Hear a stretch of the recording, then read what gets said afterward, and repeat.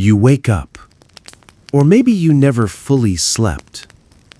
The air is thick already, not quite hot yet, but heavy in a way that presses on your chest, like the weight of things left unsaid. The faint chirp of morning cicadas slips through the wooden shutters, which barely hold against the first rays of sunlight. You open your eyes slowly, though there isn't much to see. Just familiar shadows on rough, cracked walls. The smell of dust and stale olive oil is everywhere, sharp, but comforting in its way. You're still here. The thin mat beneath you offers no softness. You feel the straw poking against your back. Some pieces stick to your skin, clinging like quiet accusations. You share this tiny room with your family, and the goat, and the lice. The fleas might still be sleeping, or perhaps they never sleep. You don't know anymore. There's no alarm clock, no rooster, no ritual trumpet to summon you. There's only the sun, and it always comes, whether you ask it to or not. What if history never even wrote your name? Your life, like this morning, will be forgotten. You are not a great warrior. You are not a philosopher whose words will echo through marble halls. You are not even important enough to gossip about. You live, you survive. That's all. And still, you rise. The floor is cool beneath your bare feet as you step forward, careful not to disturb the small bundle of your youngest sibling curled nearby. The soft sound of your mother's breath drifts like a steady wave. Your father shifts, but does not wake. He worked late again, patching fishing nets by the harbor, hands raw and cracked, fingers stiff from salt and rope. The shutters creak softly as you ease one open. Outside, the narrow street stretches like a dry riverbed between leaning stone houses. Stray dogs wander past. A merchant wheels his cart slowly uphill, pulling his mule behind him, both creatures equally tired of each other. The smell of early bread baking reaches you. Barley again. Always barley. You close your eyes for a moment. The world is awake. So you must be too. Your tunic, a simple rectangle of coarse linen, hangs on a wooden peg nearby. It's the same one as yesterday and the day before that. It no longer matters. You slip it over your head, feeling the rough fabric scratch slightly against your shoulders. The pins still hold, for now. No sandals today. They need mending. Your feet will meet the warm stone directly. They always do. The house whispers behind you as you step outside. The air tastes dry, faintly bitter, like unripe olives. You glance upward at the sky, that endless, careless blue, knowing the heat will soon come in full. The gods don't send you signs. Not today. Not for someone like you. You walk toward the fountain at the center of the village square, carrying the empty clay jar balanced carefully against your hip. The streets smell faintly of yesterday's fish, of stale wine spilled during loud arguments, of goats who never quite learned where to relieve themselves. You've grown used to the blend. It belongs to you as much as anything else does. You pass neighbors as you go, some you know by name, some only by face. No one says much. Words are best saved for better occasions, or for the philosophers who argue all day under the colonnades about the nature of justice while you haul water. You reach the fountain. The water dribbles lazily into the basin. Cool, clear enough, but never entirely clean.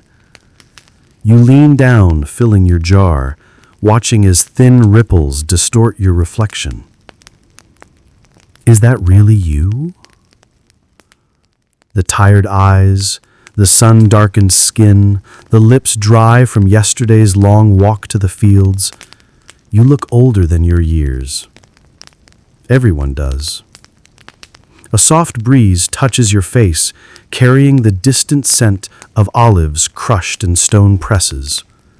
Somewhere behind you, a child cries, not in pain, just the hungry complaint of another thin morning. The baker's apprentice whistles as he delivers loaves. The sound feels almost brave. You straighten your back, lifting the heavy jar with practiced ease. Your shoulders ache, but you pretend they don't. The day has barely begun. As you turn toward home, a faint melody drifts from a courtyard nearby. Someone plucks a lyre, humming softly, an old song, perhaps one your grandmother once sang. You don't know the words anymore. No one seems to. Songs fade like memories. The temple bells ring once. Not for you, of course. The priests speak to the gods, not to the fishermen's children. But you pause for a moment anyway, listening to the distant echoes as they roll down the hills. The gods. Always the gods. Watching, demanding, silent.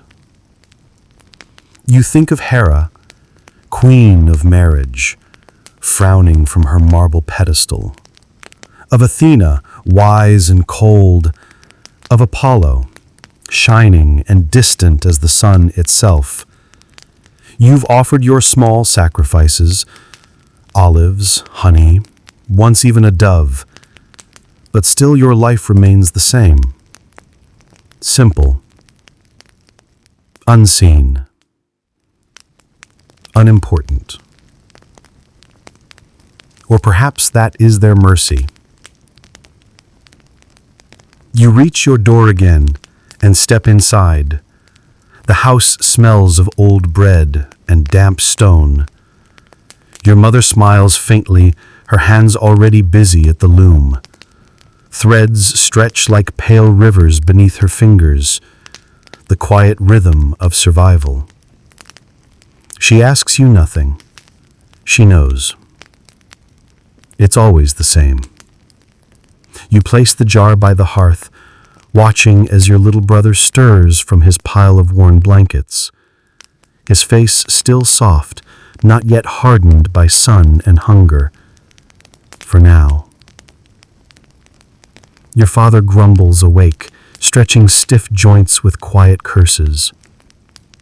He does not look at you, but you feel the weight of his tired eyes. Breakfast is already on the low table. 2 hard barley cakes, barely warm, barely enough. You chew slowly, letting the dry crumbs scratch your throat. You think, this is the food of philosophers. Dry, bitter, and full of questions. There is no wine this morning, only thin water. You sip it carefully, ignoring the slight sour taste. You've learned not to ask what floated in it before you. Your father finally speaks, his voice rough like worn leather. He mentions the nets, torn again, the boat leaning again, the tax collector coming again. You nod. There is nothing else to say. Outside, the sun climbs higher, its heat pressing against the thin roof like an impatient guest. You feel the sweat begin to form at your temples. The day's real work still waits. But for this small moment, you sit. You exist. eat your bitter bread. And somewhere, far beyond your little street, beyond the harbor, beyond even the hills where the philosophers walk, a new rumor drifts quietly into the city. The kind of whisper that will one day shake even the stone columns of Athens. But not yet. Not today. Today, you live. The door groans softly as you step outside again. The sun sits higher now, sharp and steady, as if it watches you closely, not with warmth, but with quiet indifference. It does not care how much you slept last night. It never does. The road beneath your bare feet is already warm. You feel the heat rising through the thin soles of your skin, like tiny whispers from the stone itself. You walk carefully. There are cracks, small puddles of yesterday's rainwater, patches of hardened goat droppings. You know where they are. You always do. The narrow street winds downward toward the harbor. The air tastes different here, thicker, salty, touched by the distant promise of fish that may or may not arrive today. The gulls circle lazily above, calling out to no one in particular. Behind you, the house grows smaller, swallowed by the rows of uneven stone walls and leaning wooden balconies. You hear voices, familiar but distant. A neighbor arguing softly with her husband. Children chasing a dog that doesn't want to be caught. An old man coughing into his sleeve, as he does every morning. You pass by the baker's stall again. The smell of fresh bread fills your nose. Warmer, richer than what waits for you at home. He smiles faintly as you walk by. You nod, saying nothing.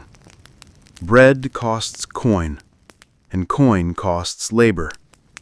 You know your place. The harbor opens before you like a wide, tired mouth. Boats sway gently in the morning breeze. Some small fishing vessels, others larger merchant ships waiting for their cargo to be loaded or sold. The water glistens under the sun like liquid silver. But the beauty fools no one. The fish are fewer these days. The taxes are higher. Your father is already there, his back bent over the nets. The ropes tangle like wild vines, knotted and stiff from salt. His hands move slowly, fingers thick and calloused. Each tear must be patched, each knot retied. The sea shows no mercy for carelessness. You sit beside him without a word. The work is slow. The rhythm is familiar. Pull. Tie. Pull. Tie. Your hands mimic his movements, though your fingers are not yet as steady. The coarse fibers scratch your palms. Tiny slivers slip beneath your nails. The sting is dull now. You've grown used to it. Around you, the sounds of the harbor fill the air like a low, constant hum. Merchants argue over prices in sharp tones.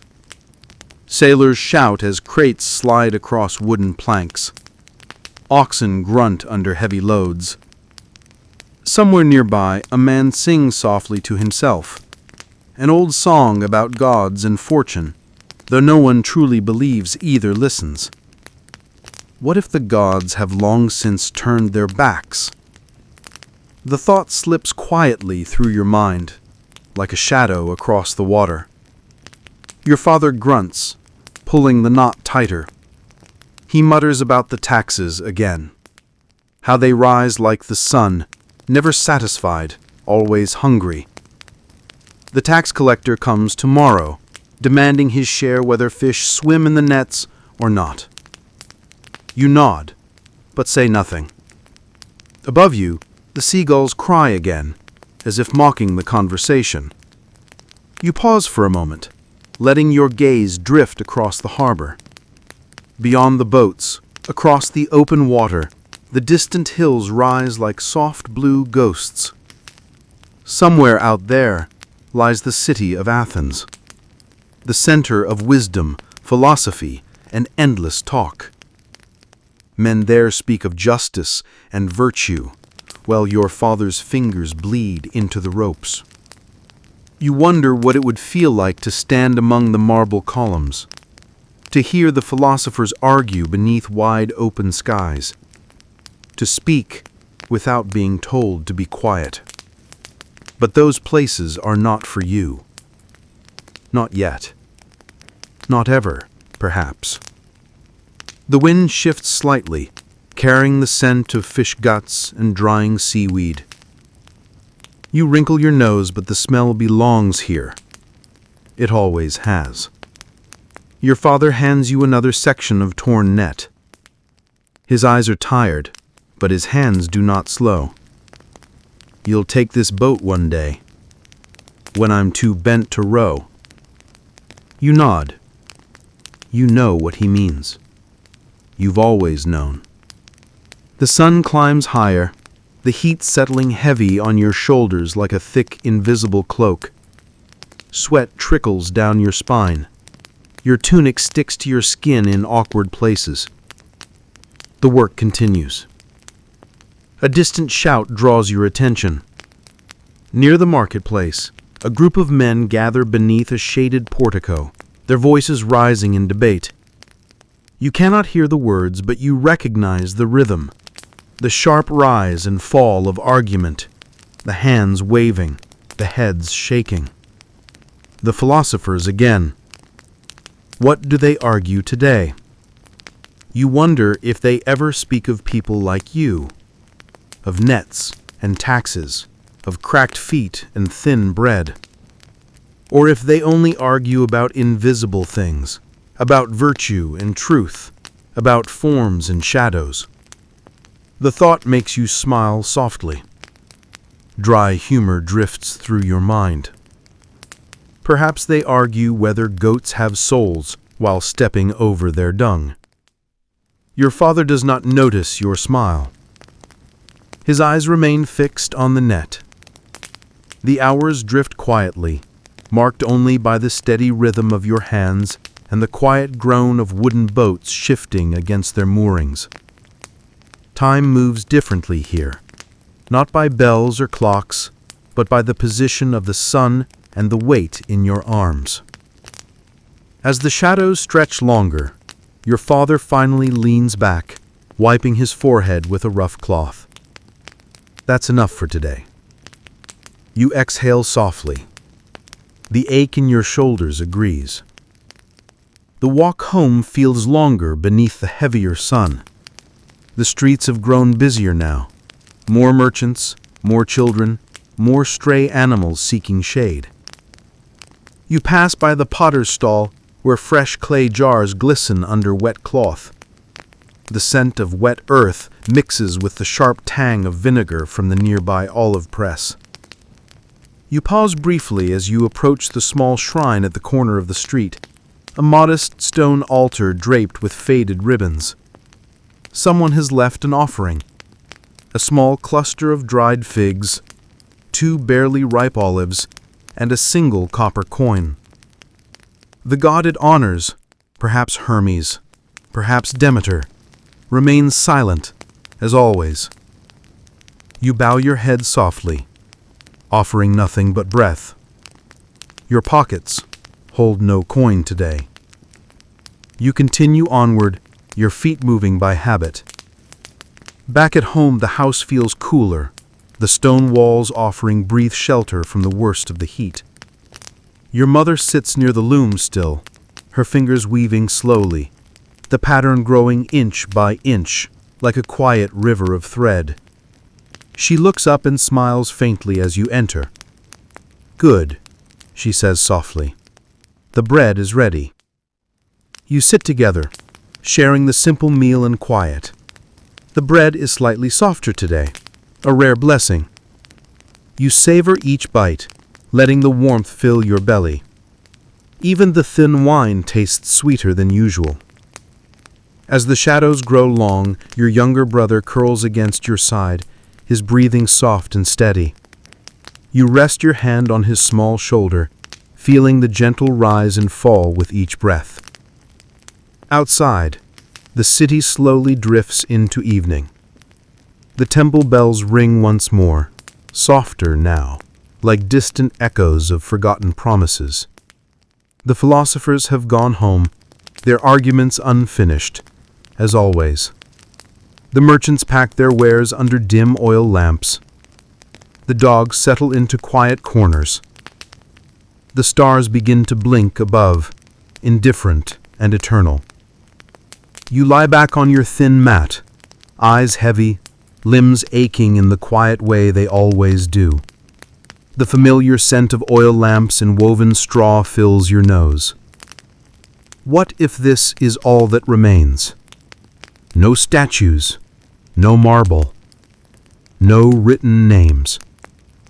Only quiet breath, only sleep. The night wraps itself around you, and you drift. The world fades. And tomorrow will begin again. The morning arrives softly. Or perhaps it never truly left. The night was short, as always. The air, though cool for a moment, carries that familiar promise, the kind that wraps around your bones before the sun even peeks through the wooden shutters. Your eyes open, adjusting to the faint blue light. The world holds its breath for these few early moments, a hush before the daily hum begins again. You sit up slowly. The straw mat creaks beneath your weight. Your shoulder aches, a quiet complaint you've learned to live with. You stretch gently, careful not to wake the others. The baby stirs but does not cry. The goat snorts softly from the corner. And the lice? They are awake. They always are. You run your fingers through your hair and scratch absently, wondering if the little parasites feel any guilt at all. The house smells of old oil, warm breath, and yesterday's bread. The walls seem closer today, though you know they have not moved. They only breathe with you, sometimes tighter, sometimes softer. You step outside, bare feet finding the same worn grooves in the stone. The morning air brushes your skin like cool silk, but beneath it, you feel the coming weight of the day. The sun is rising, already impatient. The fountain greets you again. The water trickles lazily, reflecting small dancing flecks of light. The jar rests against your hip as you fill it carefully, watching the ripples distort your reflection once more. Your own face feels like a question. What would the philosophers say if they saw you? Would they debate whether your hunger shapes your character, whether your work makes you virtuous, whether the pain in your father's hands is a lesson in temperance? You smile faintly at the thought, amused at how men in fine tunics with full bellies argue about the nobility of suffering while you haul water before breakfast. The jar feels heavier today, or perhaps you simply feel weaker. You begin your walk back through the narrow streets. The sounds of life awaken around you. A distant argument between merchants, a woman scolding a child for chasing a chicken too close to the neighbor's doorway, the soft thump of sandals against stone.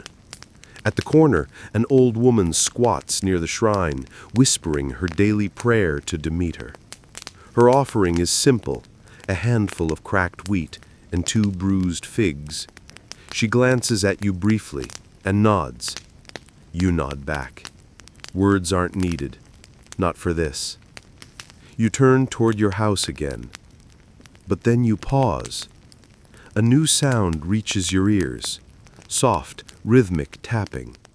You follow it with your eyes, Down the street, beneath a wide portico near the agora, several men gather, the philosophers again. Today, they stand in a loose circle, robes draped carelessly over narrow shoulders, their hands gesturing like restless birds. One man taps a long reed staff against the ground as he speaks, his voice calm but sharp. You cannot hear his words, but you recognize the pattern: question, challenge, rebuttal, then silence. They speak of justice, you think, or perhaps fate. They do not notice you watching. Of course not. You are not part of their world. But you are part of the world they pretend to explain. You turn away before your curiosity betrays you. The jar shifts on your hip as you walk. The weight reminds you of your place. At home, your mother is already busy at the loom again. The threads stretch long and thin across the wooden frame. Her hands move with quiet precision, weaving life together, one breath at a time. Your father sits nearby, sharpening a dull knife against a flat stone, his eyes distant. The tax collector comes today. You all know it. The unspoken tension hangs like fog. Your breakfast is even simpler than yesterday. A thin barley cake, harder at the edges, but enough to fill the empty space inside you for a few hours. You eat in silence. Outside, the sound of distant hooves grows louder. Your father stands, smoothing the wrinkles from his rough tunic. Your mother sets her weaving aside, her hands resting in her lap. Your younger brother leans against you, wide-eyed but quiet. The tax collector approaches. He is not a cruel man, this one, but he does not need to be. His authority wraps around him like a second robe. The weight of the state presses gently through his voice, like fingers drumming on a table. He speaks softly, almost politely, as he counts the coin your father offers. The amount is never enough. It never is. The shortfall is recorded on a small wax tablet, the numbers scratched into its surface like quiet accusations. You'll make it up next month, the collector says, as he always does. Your father nods, as he always does. The man leaves, his sandals tapping against the stone. Your father exhales, shoulders sinking. He sits again, saying nothing. You do not speak either. There is nothing new to say. The hours drift. You take the repaired net down to the shore with your father. The sun presses harder now, its heat like a heavy hand on your back. The gulls cry above, their voices harsh and thin. You help launch the boat, the small weathered vessel that has carried your family's hope for years. The oars creak. The water slaps against the hull in gentle rhythms. Your father rows quietly, the muscles in his arms rippling with each pull. You sit near the nets, watching the surface of the sea. It glistens like a sheet of hammered bronze. The waves breathe softly beneath you. You stare into the deep, dark water, wondering what waits below. Fish, rocks, secrets, or nothing at all. What if this is all there is? The philosophers say life has purpose. The priests say the gods decide all. The tax collector says only the ledger matters. And you simply float between hunger and hope, between sunrise and sleep. Hours pass beneath the sun. You haul the nets. The catch is small. Not enough. Never enough. The boat returns to shore, groaning softly as it meets the sand. You help carry the baskets home. The weight is familiar. Your back accepts it without protest. At home, your mother sorts the fish carefully, setting a few aside for market, a few for your own table. The day begins to cool. Shadows stretch long again. The voices of the city quiet themselves as oil lamps flicker to light. You sit beneath the small window, watching the sky shift from gold to deep violet. Your younger brother leans against your arm again, his breath warm and steady. Your father sits beside the door, silent, eyes distant. And you simply breathe and listen and wait. The stars appear, ancient witnesses, distant and cold. They do not speak of you. History will not write your name. The philosophers will not debate your virtues. The gods will not whisper your story. But tonight, you exist. And in that simple truth, there is quiet. You close your eyes and drift. The night fades slowly.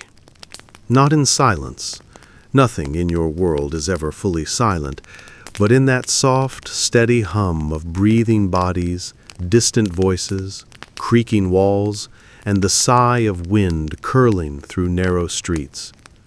You open your eyes before the sun has fully risen. The sky glows faintly through the shutters, the color of pale ash. It will turn gold soon enough.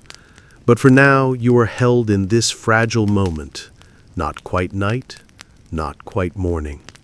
The goat shifts in its corner. The mat beneath you itches. Your brother sleeps against your side, curled like a small question mark, warm and light. You listen to the quiet rhythm of your mother's weaving. Even before full daylight, her fingers have already begun tracing their path across the threads. One, then another, pulling them into place like fragile pathways through time. You sit up slowly, careful not to disturb anyone. The weight in your back follows you, as it always does, a dull ache, more familiar now than unwelcome. Your bare feet touch the cool stone, and once again you rise. How many mornings like this have passed? How many more will come? No one keeps count. There are no records for lives like yours. You step outside, the clay jar resting against your hip once more. The street is quieter this early, fewer voices, fewer footsteps. The air carries a hint of dew, but underneath it lingers the permanent perfume of dust, old fish, tired goats, and yesterday's smoke. The fountain greets you like an old companion. The water trickles with the same lazy rhythm as though time moves slower here. You lean over the stone edge, filling your jar with careful hands. The ripples distort your reflection again, that familiar stranger staring back at you. A soft thought drifts across your mind. What will remain of you? Not this jar, not this street, not even your bones, but perhaps this breath, this moment. You stand quietly for a while before returning. As you walk home, the city begins to stir.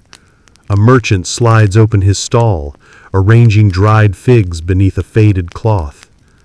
Two boys chase a stray dog, laughter echoing between the stone walls. The olive press creaks as it turns, slow, steady, crushing green fruit into golden liquid. You pass the philosophers again. Their voices are softer this early, but still persistent. One man gestures widely, his robe slipping from one shoulder as he speaks. The good life, he catch him saying, is to live in harmony with virtue. The others nod or argue softly, their faces alight with comfortable debate. You smile faintly. Virtue, you think, feels lighter when someone else carries your taxes. You turn away. At home, your mother sets a modest breakfast on the low table. Barley cakes again, slightly softer today. A small wedge of goat's cheese appears beside them, a small luxury, saved from yesterday's better catch. You chew slowly. You never rush these mornings. The bread is dry, but it fills the space inside you. The cheese feels rich, almost decadent on your tongue. The thin wine cools your throat. Your brother sits beside you, his small hands folding bits of bread into odd shapes before popping them into his mouth. He does not yet know the weight of days. For now, the bread is enough. Your father speaks quietly. "The nets held yesterday," he says. "Maybe we'll mend fewer today." You nod. Fewer knots, fewer tears. A small kindness. Outside, the sun rises higher, pressing its light through the cracks and the shutters. The house warms, and the day unfolds. You walk together to the harbor again. The streets hum with voices, louder now. Merchants calling prices, women bargaining for olives, children darting between stalls. The world feels bigger in the morning light, but you remain small within it. At the harbor, the boats sway gently, their wooden bodies creaking like tired shoulders. You step into the boat, feeling the familiar rock beneath your feet. Your father rows. You sit with the nets, your hands tracing the knots, feeling for weakness. The sea breathes softly beneath you, its surface glimmering like liquid glass. Tiny waves slap against the boat's side, whispering secrets you cannot hear. You glance toward the horizon. Somewhere beyond lies Athens, gleaming with marble and words. The philosophers argue about truth and virtue. You search for fish. Hours drift like slow clouds. The nets are heavy when you haul them. The catch is better today. Not great, but better. Small silverfish wriggle and flash in the sunlight as they spill into the baskets. Your hands move steadily, sorting them, untangling flailing tails from knotted ropes. The gulls circle above, their cries sharp and constant. You smile faintly as one swoops too low and is chased away by your father's worn hand. "Not for you today," he mutters. "The sea is kind today. Not generous, but kind." As you row back toward shore, the salt air cools your skin, cutting through the growing heat. You feel the sweat drying against your neck, leaving thin lines of salt on your skin. The boat scrapes against the sand. You step out, your feet sinking briefly into the damp shore. The weight of the baskets digs into your shoulders as you carry them toward the market stalls. Your mother meets you near the edge of the agora. She takes the better fish, arranging them carefully on the stall's worn wooden board. Her fingers move with practiced grace, knowing which customers prefer the larger ones, which will pay extra for freshness. You stand nearby, watching the quiet transactions unfold. The market hums. The smells blend into a thick, familiar cloud: fresh olives, drying herbs, sour wine, goat dung, sweat, roasted grains. You breathe them all in. The potter's apprentice shouts his prices.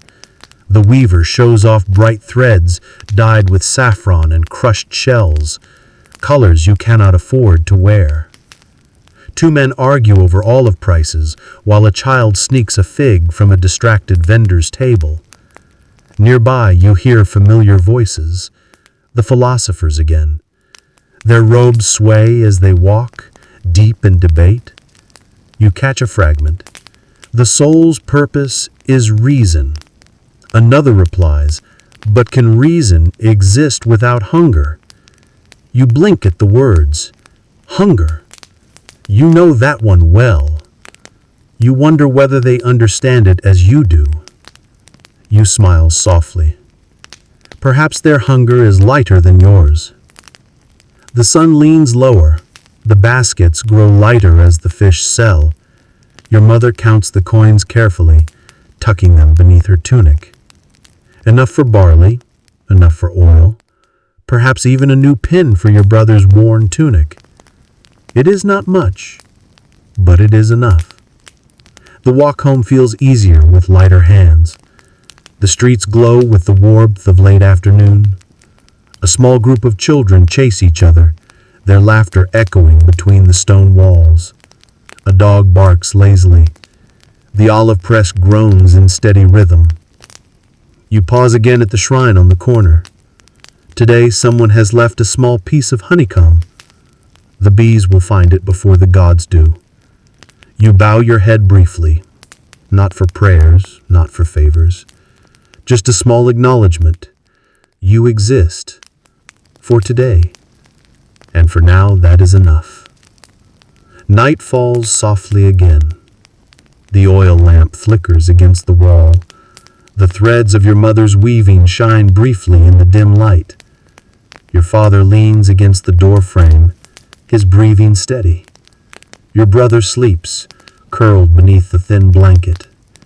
And you lie back on your mat. The stars blink slowly above. The philosophers sleep too, their arguments unfinished. The gods remain distant. History remains silent. But for now you breathe, you close your eyes, and drift. The morning comes like it always does. Not with fanfare, not with song, but with that steady, familiar rhythm. The slow breath of life returning to this small corner of the world. You stir before your eyes fully open. The thin mat shifts beneath you. The walls, rough and close, hold the coolness of the fading night. Your brother's small hand rests against your arm, his breath soft and warm. For a moment you do not move. Outside, a dog barks once. A merchant's cart groans as its wheels bump along the uneven stones. The air smells of old embers, faint ash curling through the cracks in the shutters. You sit up slowly, stretching your back. The dull ache is always there, like a companion who says little, but never leaves. Your mother is already at the loom. The steady click of her shuttle moving through the threads fills the room, gentle and patient. The woven cloth grows longer, inch by inch, like a path she walks in silence. Your father shifts near the door, rubbing his hands together to loosen the stiffness in his fingers. You rise, slipping into your tunic, the fabric rough but familiar against your skin. The day begins. Again. The jar waits for you, empty. You lift it onto your hip, its weight light for now, though you know it won't stay that way for long. The streets greet you with soft sounds, low voices, footsteps, the quiet buzz of morning tasks unfolding. The fountain is already awake. The water spills into its shallow basin, lazily circling itself, as though reluctant to move. You fill the jar slowly, watching the surface ripple beneath your hands. Your reflection shivers.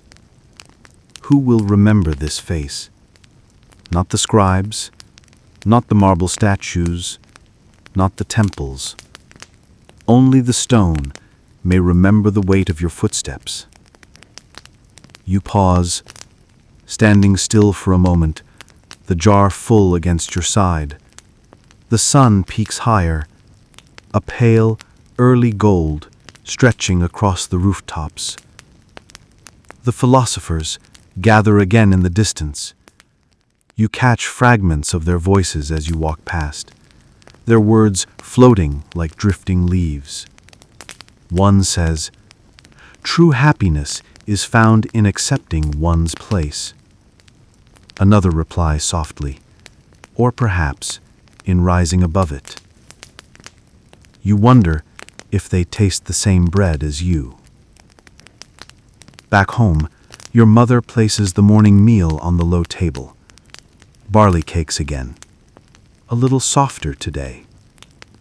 Your brother grins as he finds a small piece of fig hidden inside, a surprise from your mother's careful hand. You eat slowly. The dry crumbs soften against your tongue. The wine, thin as it is, soothes the rough edges in your throat. Your father speaks little. There are no debts to settle today, no collectors knocking, only work. A quiet day. The best kind. You walk with him toward the harbor. The city hums around you. Merchants call prices, weavers display bright cloth, children chase each other through the winding streets, their laughter curling like smoke between stone walls. The olive press creaks steadily, its heavy wooden beam groaning beneath the weight. The harbor smells stronger today. Salt, fish, rotting seaweed mixing into the air. Gulls cry overhead, circling like restless spirits. Your father steps into the boat. You follow. The sea rocks beneath you, a familiar pulse that both comforts and warns. The oars dip into the water. The boat glides forward. The sky widens. The city shrinks behind you. And for a time, there is only the water, breathing beneath you, and the quiet pull of your father's steady strokes. The nets rest at your side. They smell of damp rope and old salt, heavy, rough, knotted with yesterday's labor. You run your fingers through them, checking the ties, feeling for weakness. You have learned to listen to the nets, to feel their weight, to respect their silence. The boat drifts further from shore. The horizon wavers gently, not flat, but soft, like a pale blue cloth laid across the world. The gulls grow quieter. Even the wind seems hesitant. You lower the nets into the sea, watching them disappear into the dark below. The surface ripples. Beneath it, unseen things move. Fish, perhaps, or nothing. You wait. You always wait. The waiting is as familiar as the work. The sun climbs, your skin warms, sweat beads along your hairline, drying quickly in the breeze. Your father rests his hands on the oars, letting the boat sway softly. He speaks after a while, his voice low. He says, "When I was young, I thought I would leave this place." You glance at him. He rarely speaks of such things. He continues, "But I stayed. The sea is the same everywhere. The nets are the same. The hunger too." You nod. You understand. Dreams are lighter when you are young, heavier when you carry them too long. You pull the nets slowly. The ropes strain, water dripping from the heavy lines. The catch is small again. Silver scales flash briefly in the light as you sort the fish. Your hands work steadily, fingers moving by memory more than thought. The boat turns back toward shore. The city grows again, its stone walls rising slowly against the sky. You feel the familiar weight of the baskets pressing against your shoulders as you carry them up from the boat. Your mother waits at the stall, her hands quick and skilled as she arranges the catch. The market breathes around you, louder now, alive with voices, colors, movement.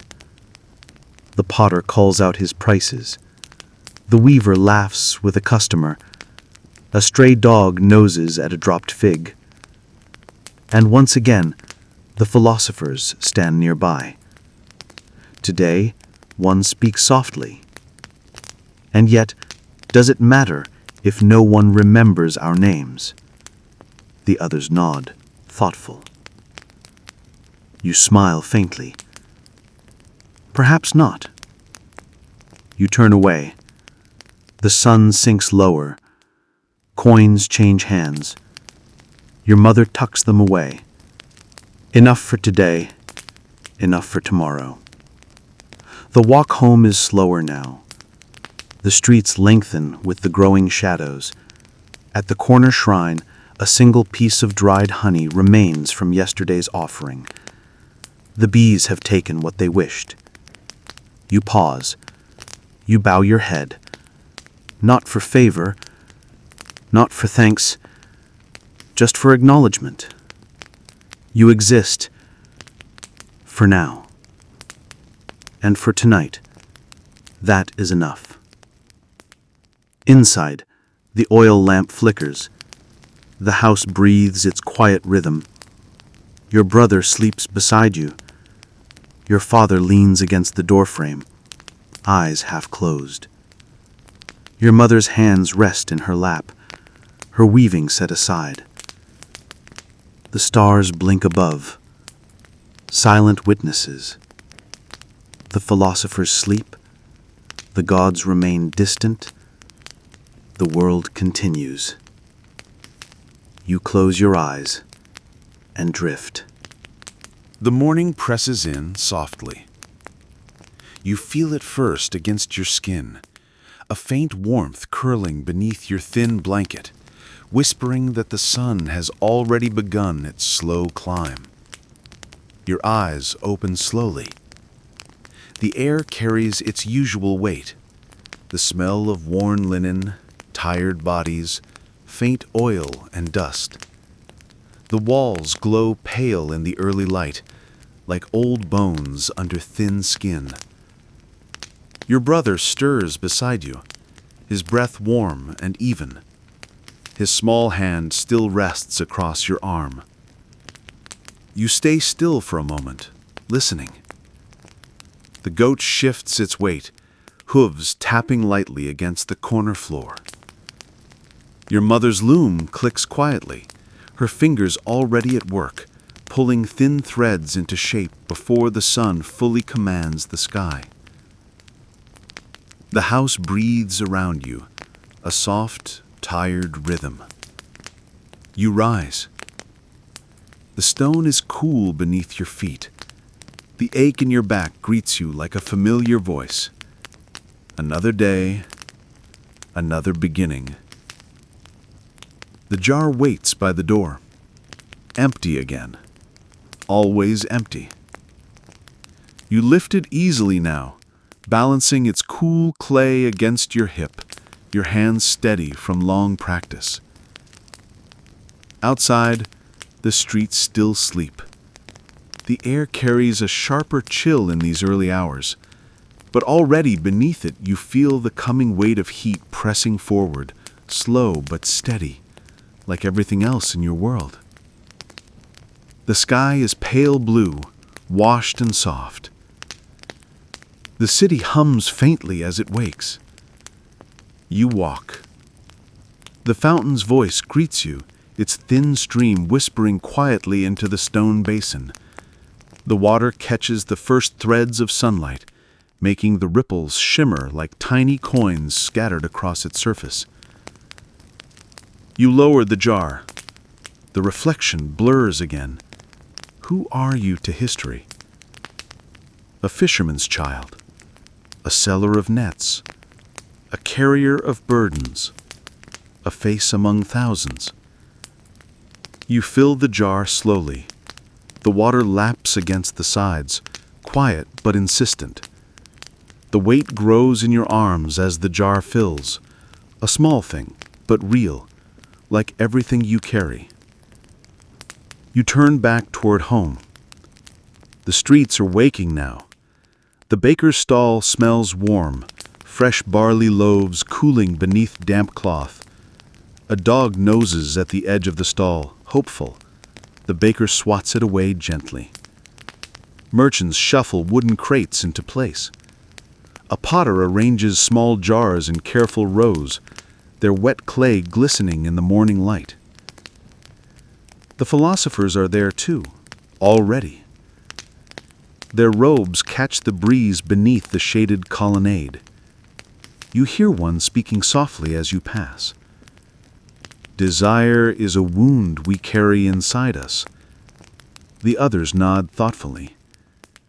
You glance toward them briefly. Desire. You know that word well. Not for riches, not for fame, not even for comfort, but for something softer, for enough, for safety, for a full belly. Your hands tighten slightly against the jar's weight. You keep walking. At home, the meal waits. Barley cakes again.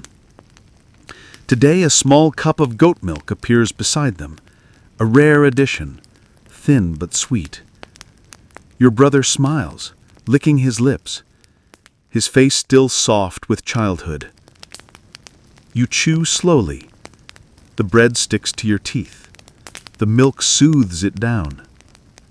Your father finishes his portion quietly, then wipes his hands against his tunic.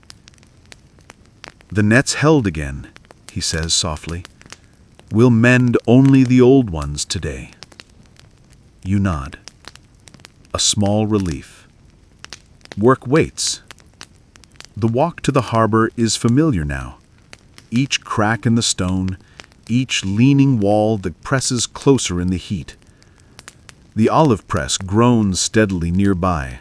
The smell of crushed fruit hangs thick in the air, sharp and green.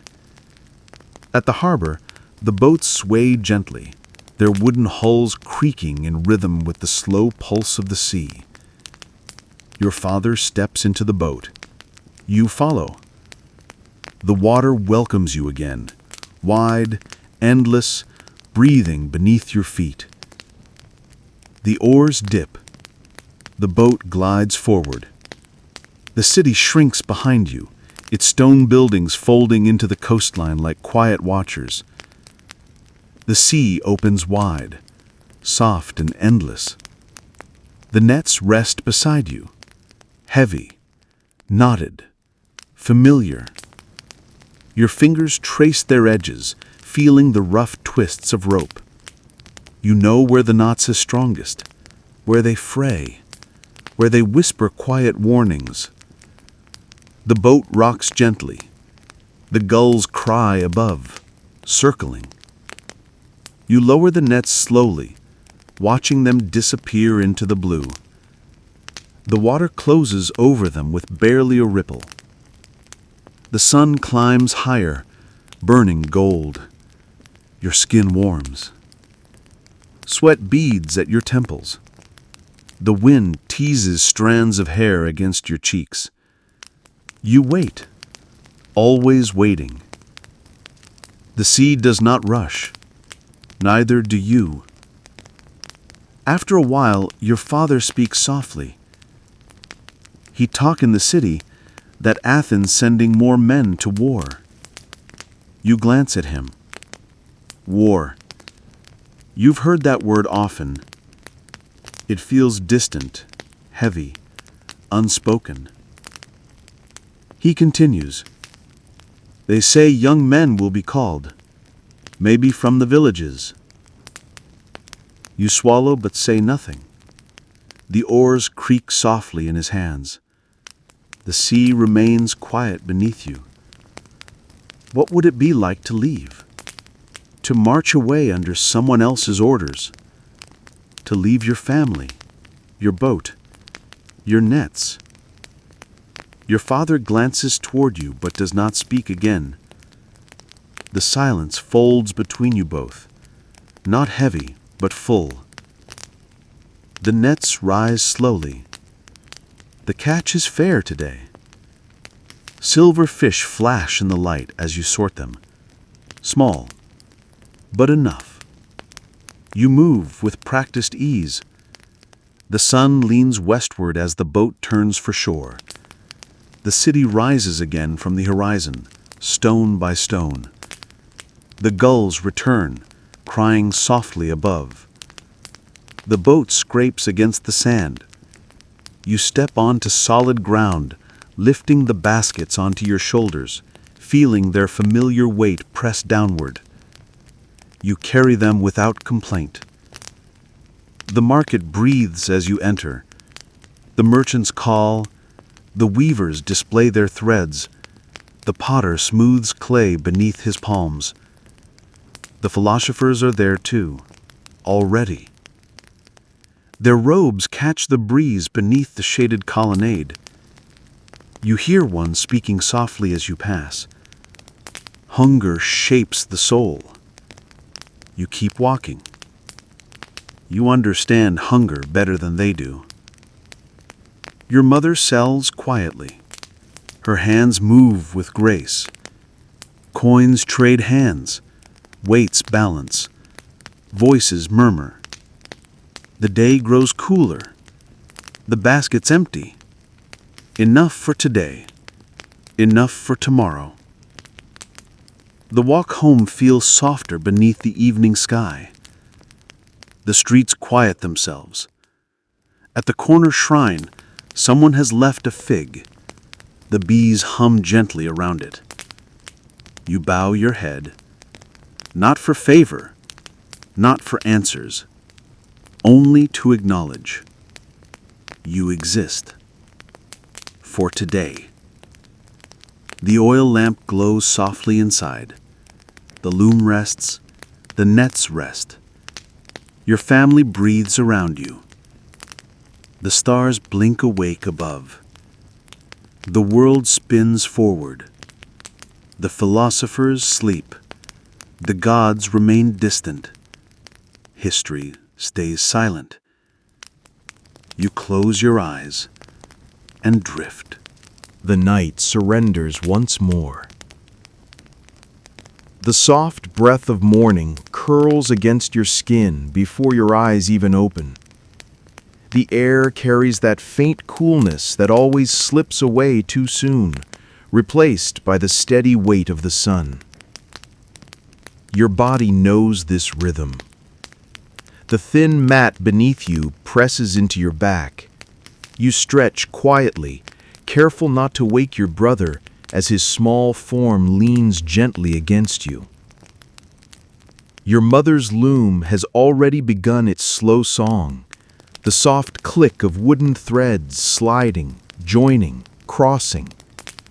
The house hums with the quiet pulse of survival. You sit up. The ache in your shoulders greets you, not sharp, not angry, just present, as it always is. Another day, another beginning. The jar waits at the door, empty again, always waiting. You step into the street. The city exhales slowly, awakening in layers. Merchants rolling back cloths, dogs stirring from shaded corners, thin smoke curling upward from small cooking fires. The fountain murmurs ahead, its slow trickle the only voice that never changes. You lean over, filling your jar. The water swirls beneath your hands. Your reflection ripples. What would you choose if you could? A different life? A softer place? Or perhaps no choice at all, simply a lighter burden? The jar fills. Its weight presses into your arms as you lift it. Familiar. Expected. You pass the philosophers as you return. Their voices already rise in gentle debate. A man's worth is found in his choices, one says. Another replies, but what of the man who has no choice? You glance at them briefly. You understand that question better than they do. You carry your jar. You carry your choices, or the absence of them. Breakfast waits at home. Barley cakes, as always. A few olives sit beside them today, their sharp tang a rare pleasure. You chew slowly.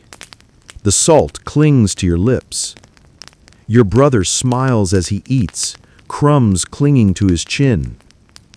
Your father speaks after a moment of quiet chewing. The net's held again. A small blessing. You nod. Work waits. Always. The walk to the harbor is already warm. The sun presses lower against your shoulders. The familiar smells rise. Olives, sea salt, fish, crushed herbs, sweat. The olive press groans in steady rhythm. The harbor opens wide before you. Boats rock gently against the docks, their ropes creaking softly with each sway. You step into the boat. The wood rocks beneath you. The oars dip. The water welcomes you. The sea stretches wide, flat and bright beneath the sky's endless blue. The gulls circle above. The breeze brushes your cheeks. Your father rows in silence, the oars creaking in steady rhythm. The nets sit beside you, heavy, knotted, patient. You lower them into the water. They vanish into the depths without a sound. You sit. You wait. You listen. The waves whisper beneath the boat.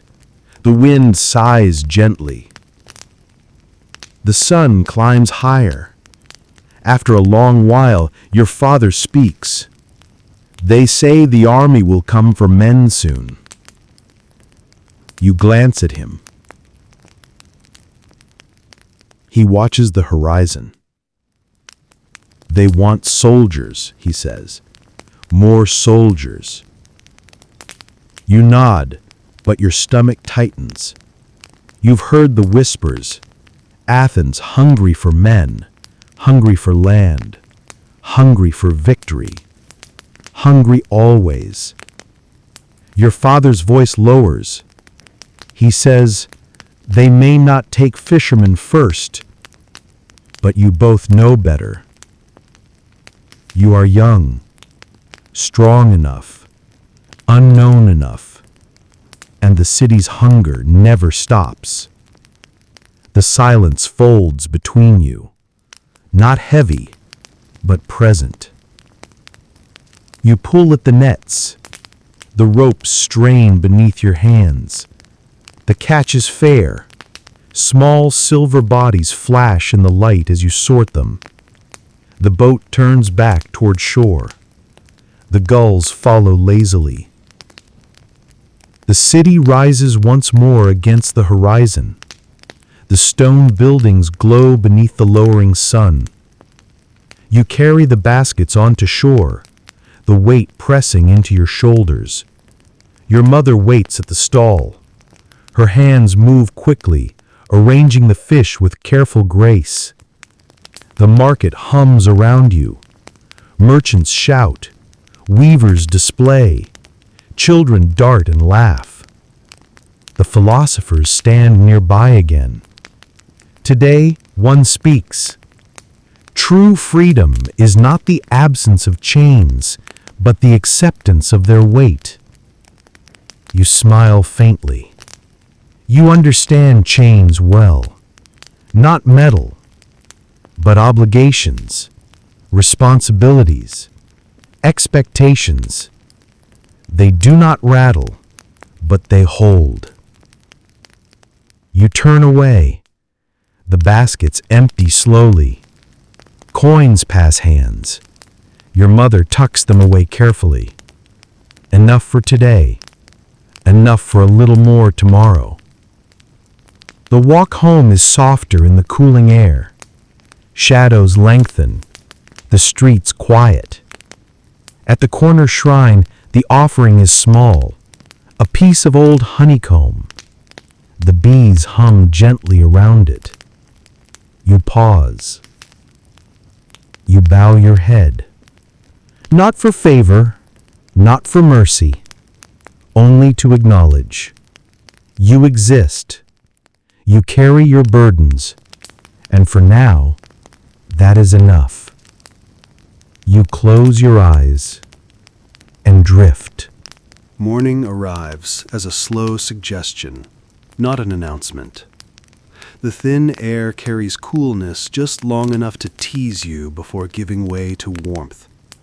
You open your eyes, not because you're ready, but because the day requires it. Your back remembers the floor before your mind fully wakes. The rough fabric of your tunic, crumpled beside you, waits like every other morning. Nothing has changed. Not truly. The room holds its quiet routine. Your mother at the loom, her fingers already dancing across the stretched threads. Your brother buried under his thin blanket, soft breaths filling the small space. The goat stirs with a low sigh from its corner. You rise without thinking, muscles responding to habit more than decision. The empty jar leans against the doorway, as it always does. Its smooth clay is cool beneath your fingers. You step outside into the stillness. The street is not silent. The world never is. But the sounds are soft, as though even the city knows to begin slowly. A dog pads by, ignoring you. From somewhere far off, the faint clatter of carts bouncing over uneven stone hints at the work waiting ahead. At the fountain, the trickling water offers its steady rhythm. You lower the jar carefully, watching ripples play across the surface. The morning light glimmers across the moving pool, distorting your reflection once more into something both familiar and distant. You hold that image for a moment longer than usual. Does anyone beyond these walls even know your name? You lift the full jar against your hip and walk back, the weight steady against your side. At the table, breakfast waits. The usual fare, though today your mother has placed a small handful of dried figs beside the barley cakes. You don't ask where they came from. You eat them slowly, letting the faint sweetness soften the rough bread. Your brother chews noisily, humming to himself between bites. His world is simpler still. Your father watches, his eyes distant, tracing shapes invisible to you. After a moment he speaks, not to start conversation, but as a quiet release of thought. The men came through the village last night, looking for names. Your hand pauses mid-bite. Names. You don't need to ask which names. The army continues to gather men. Your father adds nothing more. He doesn't need to. You finish eating, the bread suddenly feeling heavier in your mouth. The walk to the harbor carries a different weight. The air feels thicker, though no one says so aloud. Merchants lift their stalls with practiced ease, calling prices to no one in particular. The olive press sings its slow song of grinding stone and crushed fruit. You pass the philosophers again, though today their gathering is smaller. One voice rises above the others, calm but steady. The state demands names, but names are not souls. You keep walking. The distinction offers no comfort. At the harbor, the sea rocks gently. Boats creak under shifting loads. You step aboard your family's small vessel, lowering yourself onto the worn bench beside the nets. The oars cut into the water with a steady rhythm. Out here, the city seems smaller. The voices fade behind you, replaced by the wind's soft touch against your skin. The water reflects the pale sky, each wave a small question, with no answer. Your father rose without speaking. His face offers no hint of what his thoughts might be. The nets lie beside you, heavy and damp. You lean over, releasing them into the sea. The ropes slither downward, disappearing into the deep, unseen beneath the surface. You wait. The boat sways softly, like a cradle made of wood and salt. The gulls wheel above, their cries distant and lazy. Time folds itself into a long, thin thread, unwinding slowly. When your father speaks again, his voice is quiet.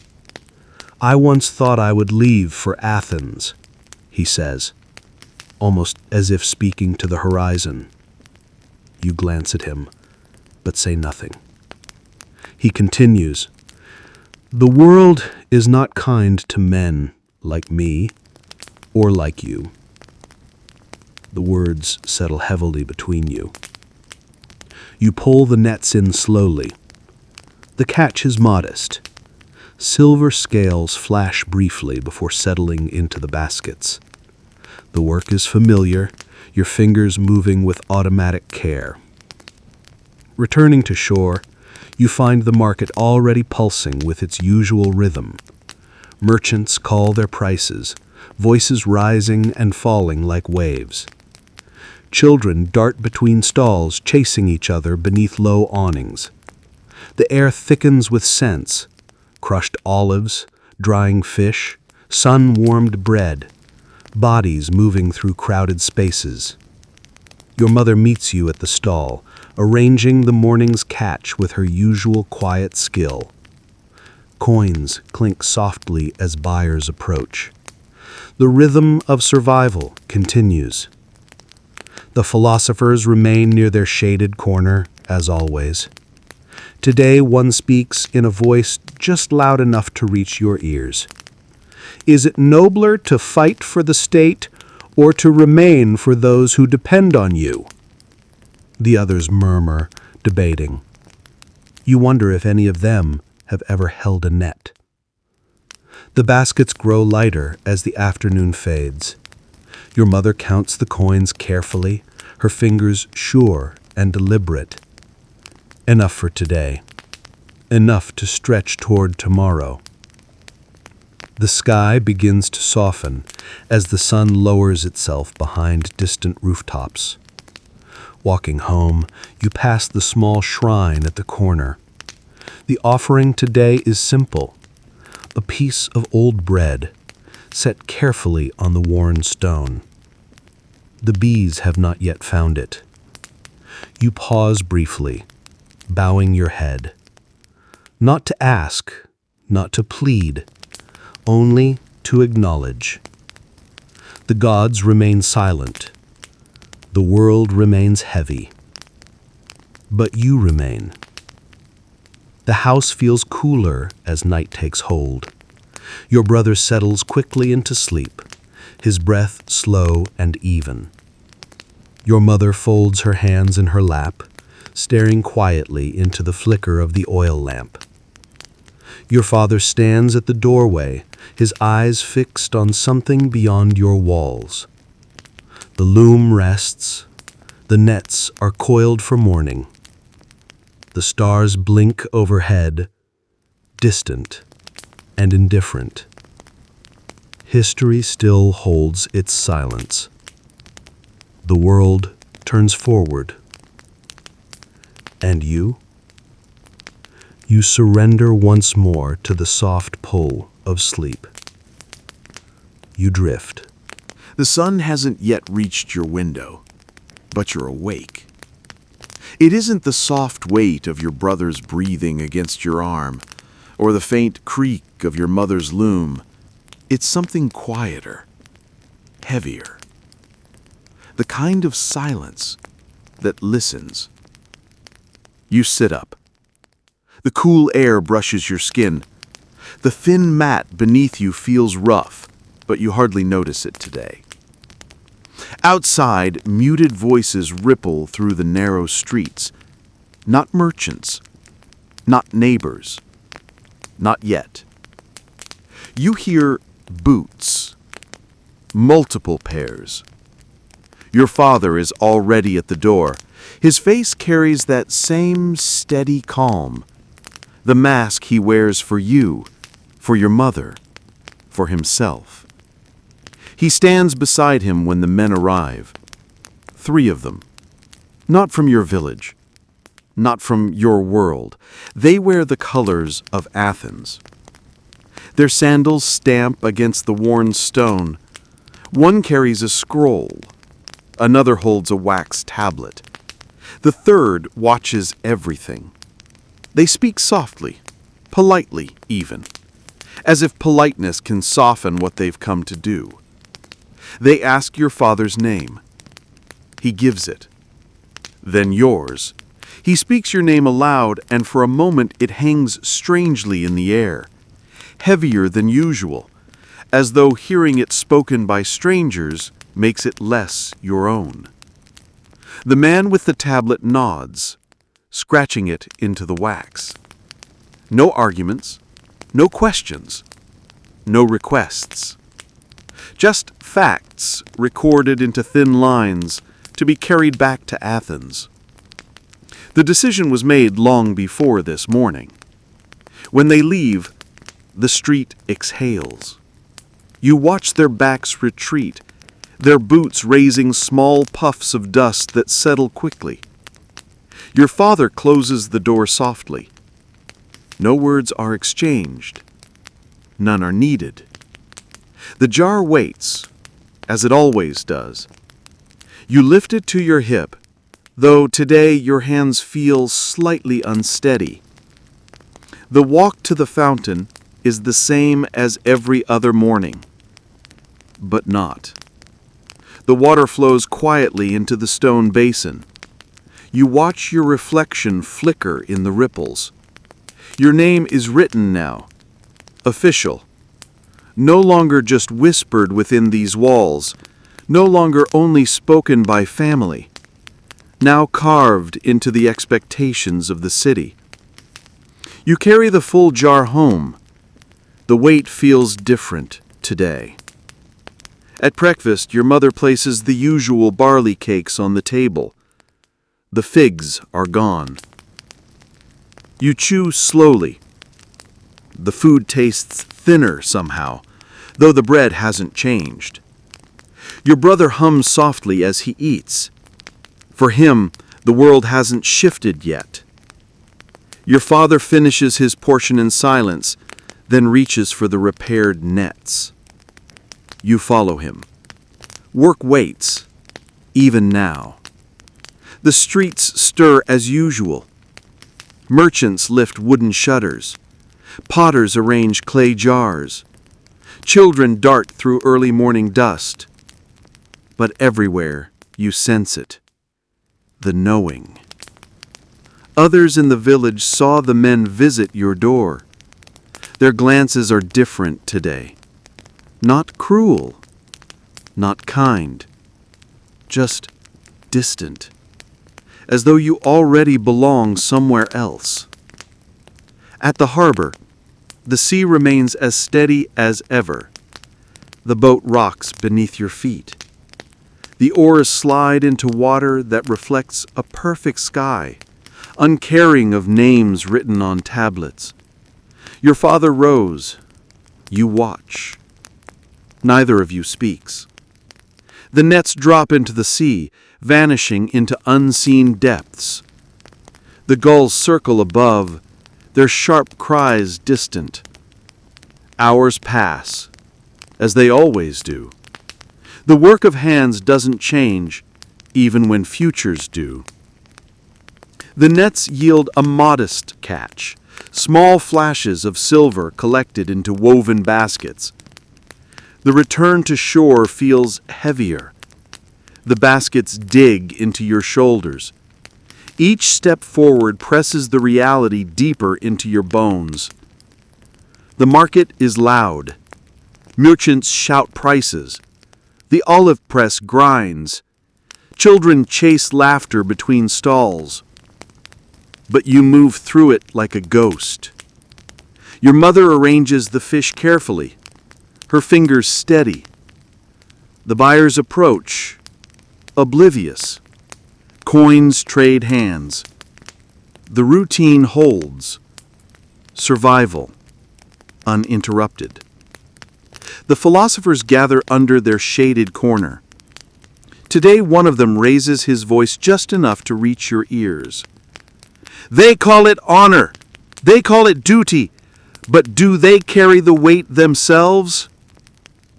The others nod, though none answer directly. You move past them. Their words are not for you. Not anymore. The baskets empty slowly. Your mother's hands fold the coins into the cloth at her side. Enough for today. Enough to carry forward. The sun lowers behind rooftops as you walk home. At the shrine, the offering is smaller than usual. A few dried olive pits rest beside the stone. The bees ignore them. You bow your head, though you do not linger. No words rise in your throat. The gods remain as distant as always. Inside the house, the lamp flickers gently. Your brother falls asleep quickly, his small fingers tangled in the edge of your tunic. Your mother sits quietly, her hands resting still for once. Your father leans against the doorway, eyes lost in thoughts he doesn't speak. You lie back on the mat, staring up into the dim ceiling. The stars begin to emerge outside, beyond the shuttered window. Tonight, they seem farther away than ever. History remains unwritten, but your name is written now, on someone else's list. You close your eyes and drift. The world wakes before you do. You hear it in the distant shuffle of sandals against stone, the soft grumble of animals, the creak of wooden carts. Even the breeze feels different, impatient somehow, as if waiting for what comes next. Your eyes open. The thin mat beneath you scratches your back. You sit up slowly, careful not to disturb your brother, who remains lost in symbol dreams. The morning air carries the scent of old smoke and stone dust. The faint glow behind the shutters tells you the sun is already climbing. Your mother's loom stands silent this morning. She sits beside it instead, her hands folded, her eyes distant. Your father stands at the door, as he often does now, watching the quiet world beyond your walls. No words are exchanged. There's no need. You all know. The jar waits, as always. You lift it to your hip and step into the morning. The streets feel both familiar and strange today. Every crack in the stone, every faded wooden door, every quiet nod from a neighbor, they all see you now. Not as you were yesterday, a fisherman's child, a name among many. Now you are a name pulled from the crowd, selected, marked. Your feet trace the same path toward the fountain, but your chest feels tighter. The water still trickles in lazy loops, glimmering beneath the sunlight. You lower the jar, watching the ripples spread outwards, distorting your reflection into something unrecognizable. You wonder, not for the first time, whether the man who scratched your name on that wax tablet even noticed your face, or whether you were just another mark, another number. The jar fills. You lift it again, heavier now, though not from the water. At home, the meal is quiet. Your mother places the barley cakes carefully on the table. There are no figs today, no olives, no milk. You eat slowly, not for hunger, but because eating gives your hands something to do. Your brother hums softly, playing with crumbs. He's too young to understand what names on tablets mean. Your father finishes first, standing abruptly. His hands rest briefly on your shoulder as he passes. A small gesture, a silent one. You rise to follow him. The work remains, for today. The streets hum with familiar voices. Merchants call out prices, though their eyes sometimes follow you longer than before. The weaver adjusts bright cloth on her stall. The potter lines up jars in neat rows. Children laugh and chase each other, oblivious. The olive press groans beneath its heavy beam. You walk through all of it, the sounds wrapping around you like fabric you can't pull away. At the harbor, the sea is still. Boats rock gently against their moorings. Ropes creak softly. Gulls wheel above, their voices thin and sharp. You step into your boat. The wood shifts beneath you. Your father rows without speaking. The oars dip into calm water, sending smooth ripples across the surface. Out here, the city shrinks again. The sea opens wide, endless, and indifferent. The nets lie beside you, heavy, damp, rough. You lower them into the depths, watching the ropes vanish into blue silence. Beneath the surface, unseen shapes move, or don't. The sea holds its secrets. You wait, as you always do. Time folds. The sun climbs higher. Your father finally speaks, his voice low, steady. They may come tomorrow. You nod, though the tightness in your chest grows. He doesn't need to say more. The city's messengers will return, calling those whose names they carry. You've seen others leave before. Boys with hurried packs. Mothers hiding tears behind lowered heads. Fathers standing as they do now, helpless but composed. The nets pull heavy. You sort the catch with automatic hands. Silver bodies slide into the baskets. The work remains the same. It's your world that shifts beneath it. Returning to shore, the city greets you again. The noise of the market swirls around you. Merchants call out. Shoppers bargain. Children dart beneath awnings. The olive press groans beneath its heavy beam. You walk through all of it, the sounds wrapping around you like fabric you can't pull away. Near the shaded colonnade, the philosophers gather as always. Today, one's voice carries across the market, not loud, but certain. There are wars men choose, and wars that choose men. The others nod, offering fragments of thought. You keep walking. Their words drift behind you like dry leaves. The basket's empty. The coins fold into your mother's cloth bundle. Enough to carry forward. Enough for tonight. The walk home is slower now. You know these streets, the exact places where the stones crack, where the walls lean, where vines creep across broken doorways. You know them like your own breath. Tomorrow, you may leave them behind. At the shrine, a few small olives sit neatly on the worn stone. The bees have taken their share.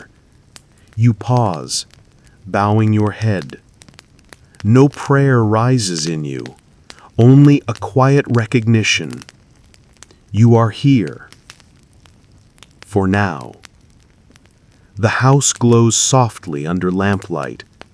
Your brother falls asleep easily, his head resting against your arm. Your mother's hands remain still in her lap, her gaze distant.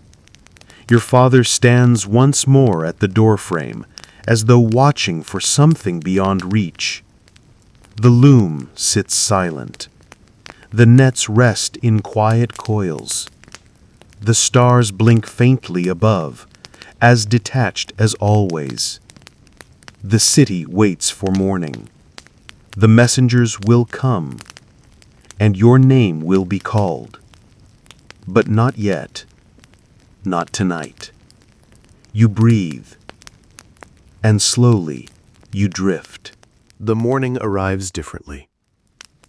Not louder, not brighter. Just heavier. Even before your eyes open, you feel the change in the air. A stillness that watches. The house breathes softly around you. Your brother shifts beside you, murmuring in his sleep. Your mother's loom stands untouched. Your father is already at the door. You sit up slowly, aware of the weight waiting beyond your walls. The faint voices outside confirm what you already know. The men have come. You dress carefully. The tunic slips over your shoulders, its rough cloth scratching your skin. There's no rush. No words of preparation. What is there to say that hasn't already been lived? The jar stands in its usual place, but you leave it behind today. Water can wait. Other things cannot. Outside, the messengers stand quietly in the square. There are no drums, no banners. Just simple men with simple scrolls. A few other young men gather nearby, each wearing the same uncertain expression you feel pulling at your chest. Neighbors glance from doorways, eyes lowering quickly if you meet them. No one calls out. No one wishes luck. This isn't a festival. This isn't a choice. The man with the tablet reads your name aloud. This time you hear it differently. Not as your father's voice. Not as your mother's whisper. Not even as your brother's joyful call when you return home from the harbor. But as something distant. Formal. Owned by someone else. You step forward when they motion. Your father's hand rests briefly on your shoulder. Solid. Warm. Heavy. You do not turn to meet his eyes. You both know you wouldn't hold. Your mother stays by the door, her hands tight against her stomach. Your brother peeks from behind her, confused but silent. The city shifts behind you as the group begins to move. You walk. Past the market stalls, where merchants speak in softer tones today. Past the olive press, still grinding its slow, heavy rhythm. Past the philosophers, who stand beneath their shaded portico, watching silently now. Their words have paused. Even debate yields to duty. One older man watches you pass, his voice softer than before. We speak of owner, as if it weighs nothing. He shakes his head. You keep walking. The words cling behind you, like fog. The group moves toward the city's edge, where others gather. Dozens of young men, pulled from villages across the region. Some already carry small sacks. Some look pale. Others wear the stiff mask of forced pride. No one speaks loudly. The officials call names, recording arrivals with wax tablets and careful scratches of the stylus. They hand each of you a plain strip of cloth. Nothing grand, nothing ceremonial. Just a marker tied loosely around your arm to show who belongs to the army now. You tie it carefully. The fabric feels thin, as though it could tear apart in the wind. You glance back once, toward the hills where your village rests beyond the city's outer walls. You cannot see your home from here. Only the rooftops, the harbor, the rising trail of thin smoke where morning fires burn. You imagine your father returning to the boat without you. You picture your mother's hands returning to her loom. You see your brother waiting at the door, hoping you will step through. The sun rises higher. The officials speak of travel, of orders, of timelines. You hear none of it clearly. The words float past you like dry leaves, landing softly at your feet. The world continues, but you have already stepped out of its old rhythm. You breathe. You stand. You carry your new name forward. The stars will blink awake tonight, as they always do. Your house will glow beneath the same oil lamp. Your father will sit in his place by the door. Your mother will fold her hands in quiet.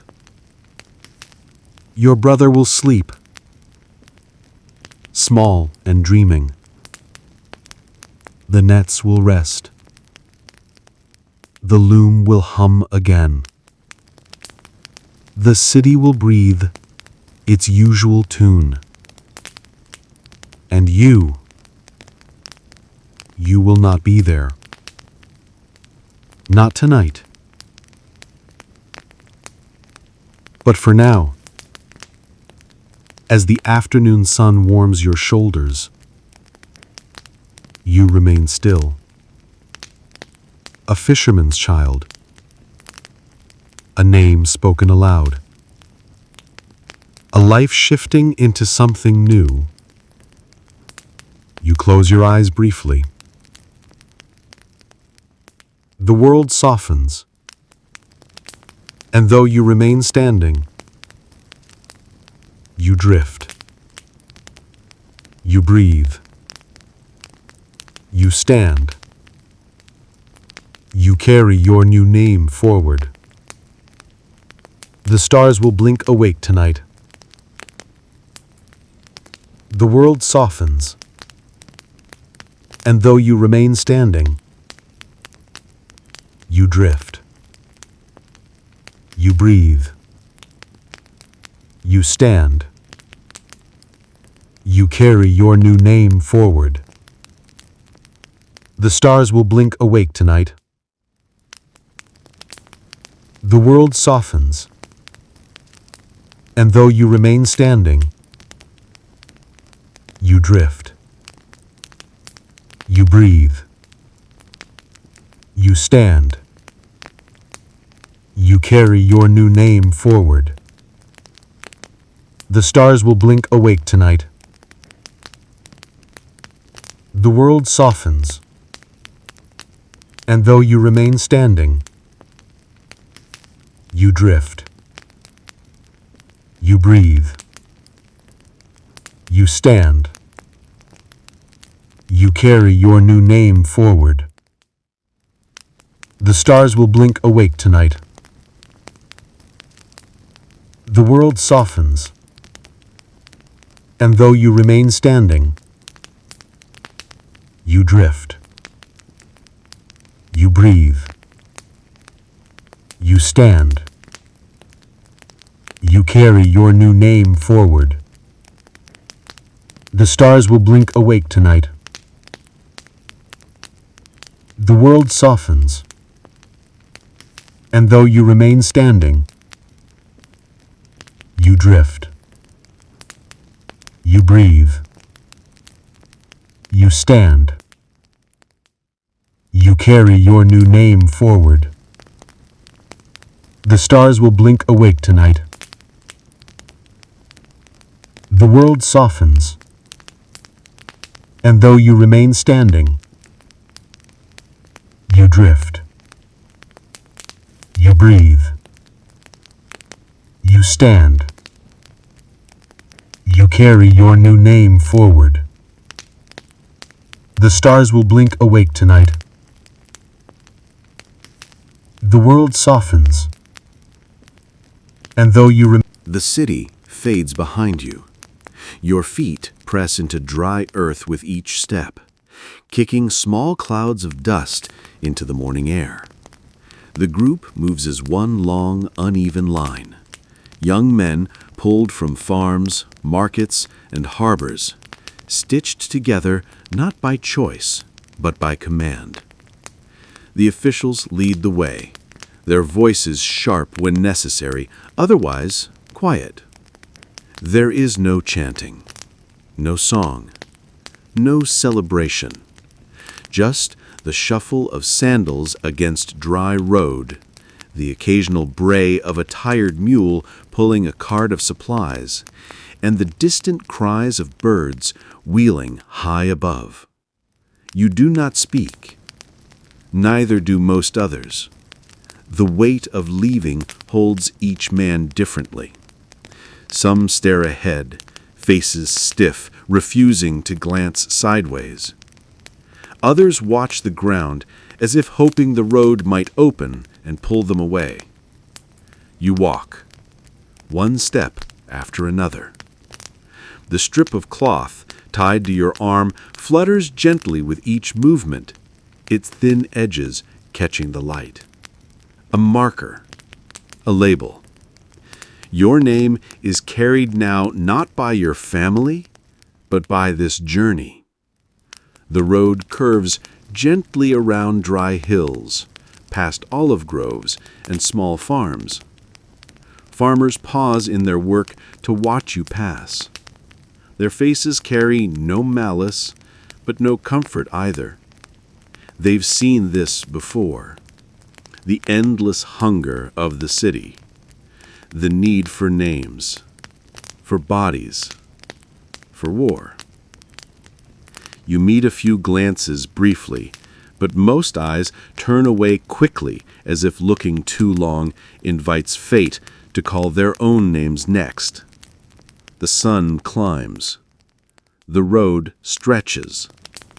No one offers conversation. The rhythm of walking becomes its own kind of silence, a steady hum of movement, a heartbeat outside your chest. You think of home, of your brother's soft hums as he ate breakfast, of your mother's hands pulling threads across the loom, of your father's steady oars cutting through calm water, the net's weight pressing into your shoulders, the smell of sea salt, pressed olives, and damp wood, the familiar pull of daily work, simple, harsh, but yours. Now the work is different. You are carried forward not by the tides of the sea, but by the tides of the state. By midday, the group reaches a small camp, A simple clearing of packed dirt lined with tents and crates. No grand walls, no fanfare, only order. You are assigned a space, a small cot, a thin blanket, a worn mat beneath it. The officials speak of supplies, schedules, rules. You listen because you must. Their voices feel distant, not like teachers, not like fathers, but like stone, unmoving, indifferent, and sharp. That night, the sky remains clear. The stars blinked softly, scattered across the black fabric above. They look the same here as they do above your village. You stare at them for a long time. They do not blink for you. They never have. You sleep lightly. The mat beneath you feels strange, too thin in places, too stiff in others. The sounds of men shifting in their sleep fill the air. A quiet cough, a restless turn, the sigh of wind slipping through loose tent fabric. You wonder whether your mother weaves tonight, or whether she sits quietly, hands folded, eyes fixed on the flicker of the oil lamp. You imagine your brother curling against your empty mat. You feel your father's steady hand on your shoulder, a memory now, but warm. Morning returns without ceremony. You wake before you are called. The camp stirs. The officials bark orders, directing groups toward practice fields. They hand you a simple wooden spear. It's light, awkward, far less familiar than the weight of nets and baskets. They instruct you on how to hold it, how to stand, how to move. You mimic them, your hands stiff and unsure. The weapon doesn't feel like yours. Not yet. Perhaps not ever. Around you, other young men stumble through the same movements. The rhythm is clumsy. The officials shout corrections, but offer no patience. You step forward. You step back. You lunge awkwardly. Your shoulders burn. The sun presses heavier as the hours crawl. Your hands blister. You wipe sweat from your brow with the strip of cloth tied to your arm. The name marker. Still there. Still yours. By evening, the camp quiets. The cots call to aching bodies. The thin stew offered for supper tastes bland, but you eat. You drink the watered wine slowly. Not because it tastes good, but because it slows the spinning inside your head. You sit outside for a while, watching the stars blink open once more. The same stars, always distant, always watching. You do not pray, not tonight, but you whisper your brother's name softly, once, as if sending it into the sky might hold you closer to home. You breathe deeply. The world softens, and as your eyes grow heavy, you drift. The morning starts not with light, but with voices. Sharp, clear orders cut through the fading night air. You sit up before fully waking. The stiff mat presses against your back as your hands move automatically, pulling the thin blanket aside, adjusting the simple cloth tied around your arm. The camp hums with motion. Sandals scrape against dry dirt. Wooden spears clatter as men gather. The air carries the faint bitterness of old sweat and cooking fires not yet lit. You follow the others toward the training ground. The sun rises slowly, but the officials waste no time. You are handed the spear again. Its wooden shaft presses against your palm, smooth in some places, splintering in others. The drills begin. Step forward. Hold steady. Turn your body. Shield your side. Your arms ache quickly, the muscles not yet used to this new rhythm. You've carried baskets of fish, lifted heavy nets from salt water, pulled thick ropes through cold waves. But this is different. The weight here isn't just in your hands. It sits in your chest, in your name, in the place you left behind. The instructors bark corrections. Faster! Lower your stance! Keep your balance! You move as best you can. Around you, some stumble. Others grit their teeth, fighting against exhaustion. You glance toward a boy from a nearby village. His face shines with sweat, his grip slipping as his spear wobbles. The official strikes his leg with a short rod. Not hard, not yet, but enough to send the message. There are no weak lines in battle. The words land like stones in your gut. You steady your grip. By midday, your arms tremble. The sun burns heavy overhead. Shadows shrink beneath your feet. The drills continue. Your feet shift through dust, leaving faint prints that fade quickly behind you.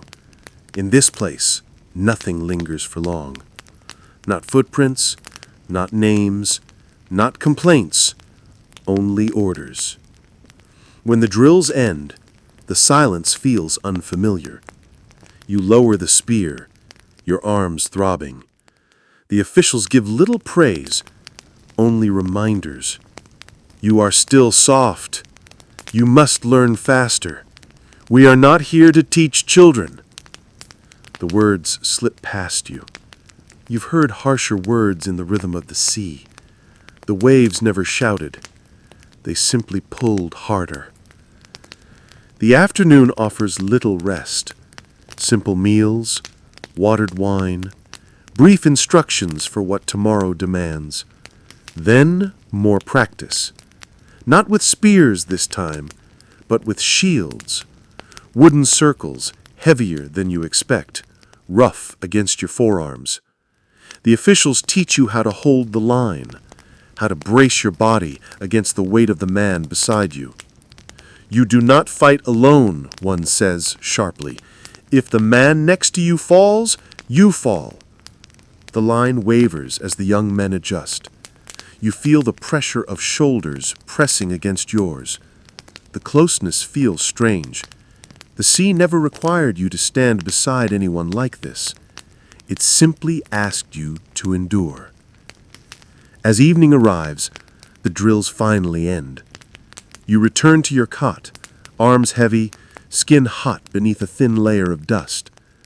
The stew tastes no better than yesterday, but you eat every bite. The wine helps dull the soreness. Around the camp, voices soften as night falls. Some men whisper quietly to each other, trading small stories of home, of fields, of brothers left behind, of fathers who stood in doorways, watching silently. You listen without joining. Their stories sound like echoes of your own. You sit beneath the stars again, watching them blink awake across the dark sky. The constellations feel unchanged, but your place beneath them shifts each night. You whisper once more your brother's name, as if each night you say it, you might carry him with you. You imagine him sleeping on your mat at home, his small body curled, his breath steady. You picture your mother weaving in the dim glow of the oil lamp, your father sitting quietly at the door. You wonder if they speak your name tonight, or if they sit in silence, as they often did. The wind stirs faintly, brushing against your skin. You close your eyes, breathing deeply. The pain in your arms hums softly now, no longer sharp, just present. Your body learns, even if your heart resists. You drift slowly into sleep, The camp hums behind you. The stars blink above. The city remains distant. The gods remain silent. But you remain, for now. And as your breath evens, you drift once more. Morning arrives not as an invitation, but as a summons. The voices come before the light, sharp, certain, familiar by now. You rise from your cot with less thought than yesterday. The stiffness in your back feels ordinary now. The ache in your arms no longer shocking. Your fingers reach instinctively for the strip of cloth tied around your arm. Your name, your place, your weight. You join the others, feet stirring loose dust as you walk toward the drill ground. The sun lifts slowly as you take your position in the line. The shield rests heavy against your forearm. The wooden spear finds its place in your grip. The officials walk among you like watchful shadows. They speak less today. Their silence feels heavier than their shouting once did. You stand shoulder to shoulder with the others. The press of bodies grows familiar. The line breathes as one. No longer strangers, not quite brothers, bound by something simpler, survival. The drill begins. Hold. Step. Lock. The commands fall like distant waves. You brace your shield against the man beside you, feeling his weight press into yours. Your feet root into the dry earth. The spear tips stretch forward like a wall of sharp promises. The sun rises higher. The dust clings to your skin. The officials walk the line, watching for weakness. One man stumbles near the far end. His shield dips. His balance breaks. The instructor's rod cracks against his calf. The man grits his teeth but holds. The line restores itself. No words are offered. Not for pain, not for encouragement, only for failure. You adjust your grip. The wood warms beneath your hands. The shield's weight shifts slightly with each breath of wind. Your legs tremble faintly, but you hold. Your body learns. Your mind resists. This isn't your harbor. This isn't your net. But it is now your place. As the sun begins its slow descent, the drills finally end. You lower your spear, rolling your shoulder to ease the tightness building there. The camp disperses toward small fires and thin bowls of stew. That evening you eat with quiet hunger. No conversation, no stories. The weariness carries its own kind of silence. Around you, others sit slumped, faces flushed, eyes distant.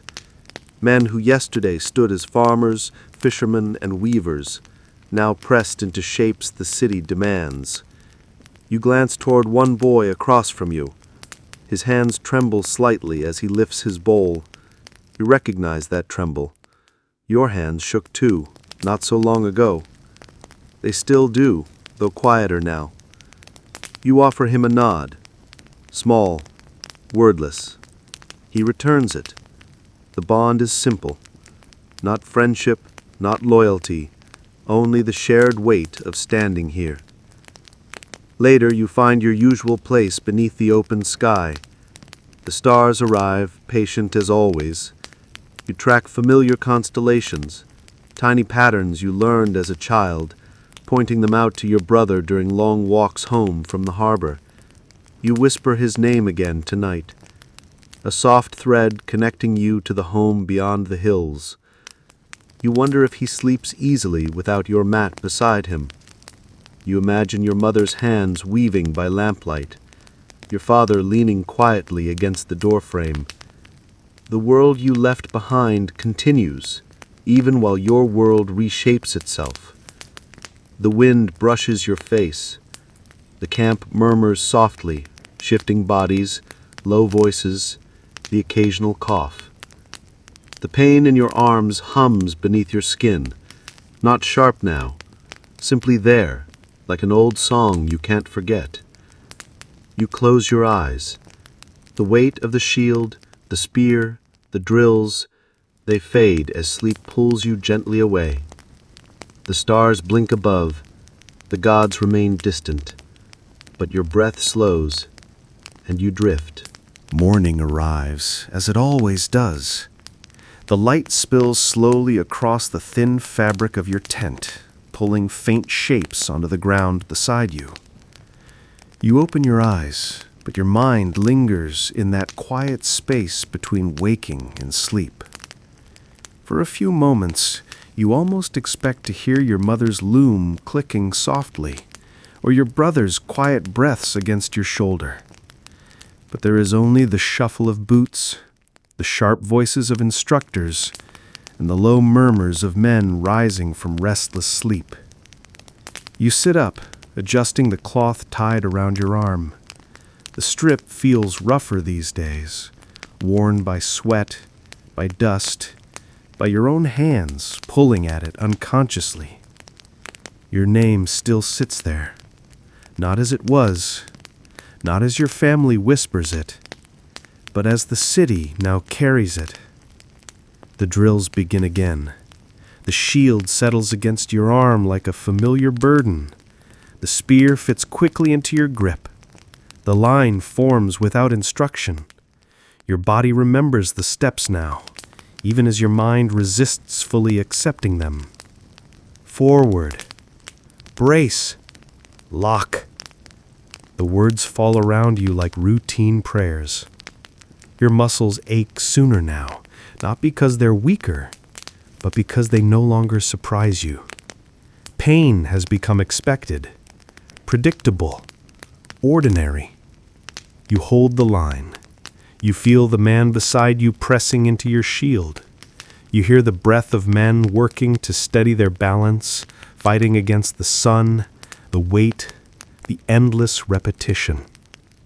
By midday, the sweat clings to your skin like a second tunic. The dust cakes along your arms, your neck, your brow. You taste it with every breath. The drills pause only long enough for a brief meal. Bread, water, a thin stew that carries little flavor.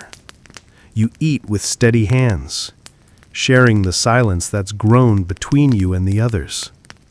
Fewer speak now, not because there's nothing to say, but because there's too much none of you wish to say aloud. The homes you left behind, the faces waiting beyond the hills, the names whispered under breath when sleep feels far away. You feel their absence more each day. It isn't loneliness exactly. It's weight, a quiet ache that sits deeper than the muscles. The afternoon brings more drills. Today the instructors focus on endurance. Longer holds, tighter lines, less rest. They circle like patient crows, watching for weakness. A man stumbles near the center. His spear wobbles. His shield slips. The rod strikes him hard behind the knee. He grits his teeth, resetting his stance. The line holds. No one speaks. Not even him. When the sun finally leans toward the horizon, the drills end. You return to your cot with slow, careful steps. The thin stew greets you again. You eat. You drink. You wait for night to pull the weight from your shoulders. Later, you sit beneath the darkening sky. The stars blink awake, scattered across the heavens like cold embers. You trace familiar patterns with your eyes. The hunter, the bird, the long river of stars, shapes you once pointed toward with your brother as you walked home after long days at the harbor. You whisper his name softly. Once, twice. The sound of it slips into the night, too light to carry far, but enough to remind you that he remains somewhere beneath this same sky. You picture your mother's careful hands working at the loom, the steady beat of the shuttle crossing threads. You imagine your father returning from the harbor, his nets heavy with whatever the sea offered that day. They continue without you. The work remains. The world doesn't stop for absence. A breeze stirs, cooling the sweat dried onto your skin. Around you, the camp grows quiet. Men shift in their cots. Occasional murmurs break the stillness.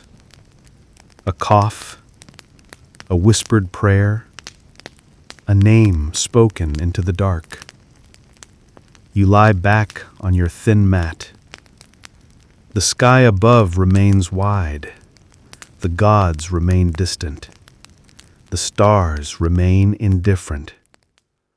But you remain, still breathing, still here. The weight presses into you softly now, not as pain, but as presence. And slowly you drift. The day begins before the light fully arrives. You wake not from sound, but from stillness. The kind of stillness that holds its breath just before something shifts. The camp is already stirring. Boots scrape against dry earth. Tents collapse as hands fold canvas with practiced speed. Murmured voices pass quietly from man to man. Today is different. You rise from your mat, fingers tightening the cloth around your arm. Your name rests there. Your place, your role. The instructors move with greater purpose. No drills today, no practice. The line forms quickly, not on the practice ground, but along the road. The march begins. The road stretches ahead, winding beyond the horizon like a long question no one answers. You walk among the others, the rhythm of sandals tapping against stone like the beat of a slow drum. The dust rises in small clouds around your feet, coating your legs with each step. The weight of your shield presses against your arm. The spear rests across your shoulder. The strip of cloth flutters gently with your movements. Hours pass in quiet. No one speaks. Even the officials bark fewer commands now. The silence feels heavier than shouting ever did. Each man carries his thoughts like an invisible burden. You imagine what the others think of, the fields they left behind, the fathers standing silent at doorways, the mothers whose hands now fold empty mats, the brothers waiting for footsteps that will not return. You carry the same weight. The image of your brother's small hand resting against your arm, the steady pulse of your mother's loom, your father's quiet stare across the harbor. The village shrinks behind you, even though your feet no longer walk its streets. Distance is not only measured by steps, it grows inside you. The sun rises high. The road bends through hills and scattered groves of olive trees. The smell of dry earth mixes with the faint sweetness of crushed leaves. Birds cry from branches overhead, their voices sharp against the steady rhythm of marching feet. You glance briefly at the faces beside you. Some stare ahead. Some glance toward the sky. Others focus only on their steps, as if counting each one will shorten the road. You find no comfort in their expressions. You don't expect to. By late afternoon, the group reaches a small clearing. The order comes to rest. Tents rise quickly. The camp forms without words. Every man knows his task now. The instructors speak briefly about morning drills. Tomorrow brings new instructions, but tonight remains still. As the sun sinks behind distant hills, fires light across the camp. The stew tastes the same, The bread is rough, the wine watered. The flavors no longer matter. Your body takes what it needs, nothing more. You sit apart for a while, watching the flames dance in quiet patterns. The fire's glow reflects softly in tired eyes all around you. Some speak softly, some hum old songs under breath. Most sit in silence watching embers rise into the night sky. Later you slip away from the fires, walking toward the edge of camp. The stars greet you once more. You tilt your head upward, tracing constellations as you did when nights belonged to fishing nets and simple routines. The hunter, the goat, the crooked river of lights. You whisper your brother's name again, just once. The sound disappears into the open sky, swallowed by the same silence that holds everything else you've left behind. The breeze stirs. The air smells of distant pines and the fainting warmth of baked earth. You close your eyes. For a moment you allow your mind to drift backward, to the creaking of your father's oars cutting through the water, to the quiet splash of nets pulled heavy with fish, to your mother's hands guiding fine threads into ordered patterns, to your brother's quiet laugh beneath flickering lamplight. The weight in your chest tightens gently, not sharp, simply present. You return to your mat as the camp quiets. Men settle into shallow sleep, their breaths folding into the night air like small waves. You lie back beneath the sky. The gods remain silent. The stars remain distant, but your breath remains steady. The road stretches ahead, but for now, you drift. The morning begins as a familiar weight pressing into your bones. The sun hasn't yet stretched across the full sky, but already the camp hums with movement. The voices are quieter now, more automatic, as if every man has learned his role not through words, but through repetition.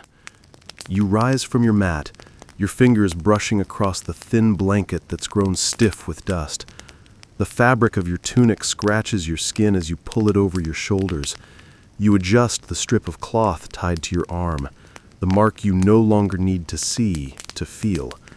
Your name lives there still, but more often it lives inside you like a stone carried deep in your chest. You join the others assembling along the path. The instructors call fewer names now. They don't need to. The men know where they belong. The road stretches onward beneath your feet. The landscape has changed subtly. The air smells different here. Less salt, more dust. A faint sweetness carried on the wind from distant fields of herbs and pines. You see new hills rising along the horizon, their slopes sharp and dry beneath the clear sky. The march continues, steady and measured. The long line of men moves forward like a living ribbon pulled across the earth. Sandals slap against the packed dirt. Shields knock lightly together as men adjust their grips. The weight of the spear across your shoulder shifts with each step. You rarely speak. Few do. Each man's silence hums like a quiet current moving beneath the surface. Occasionally, you glance sideways.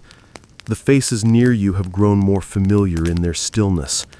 There's the young man from the weaving village, his hands once delicate, now rough and calloused.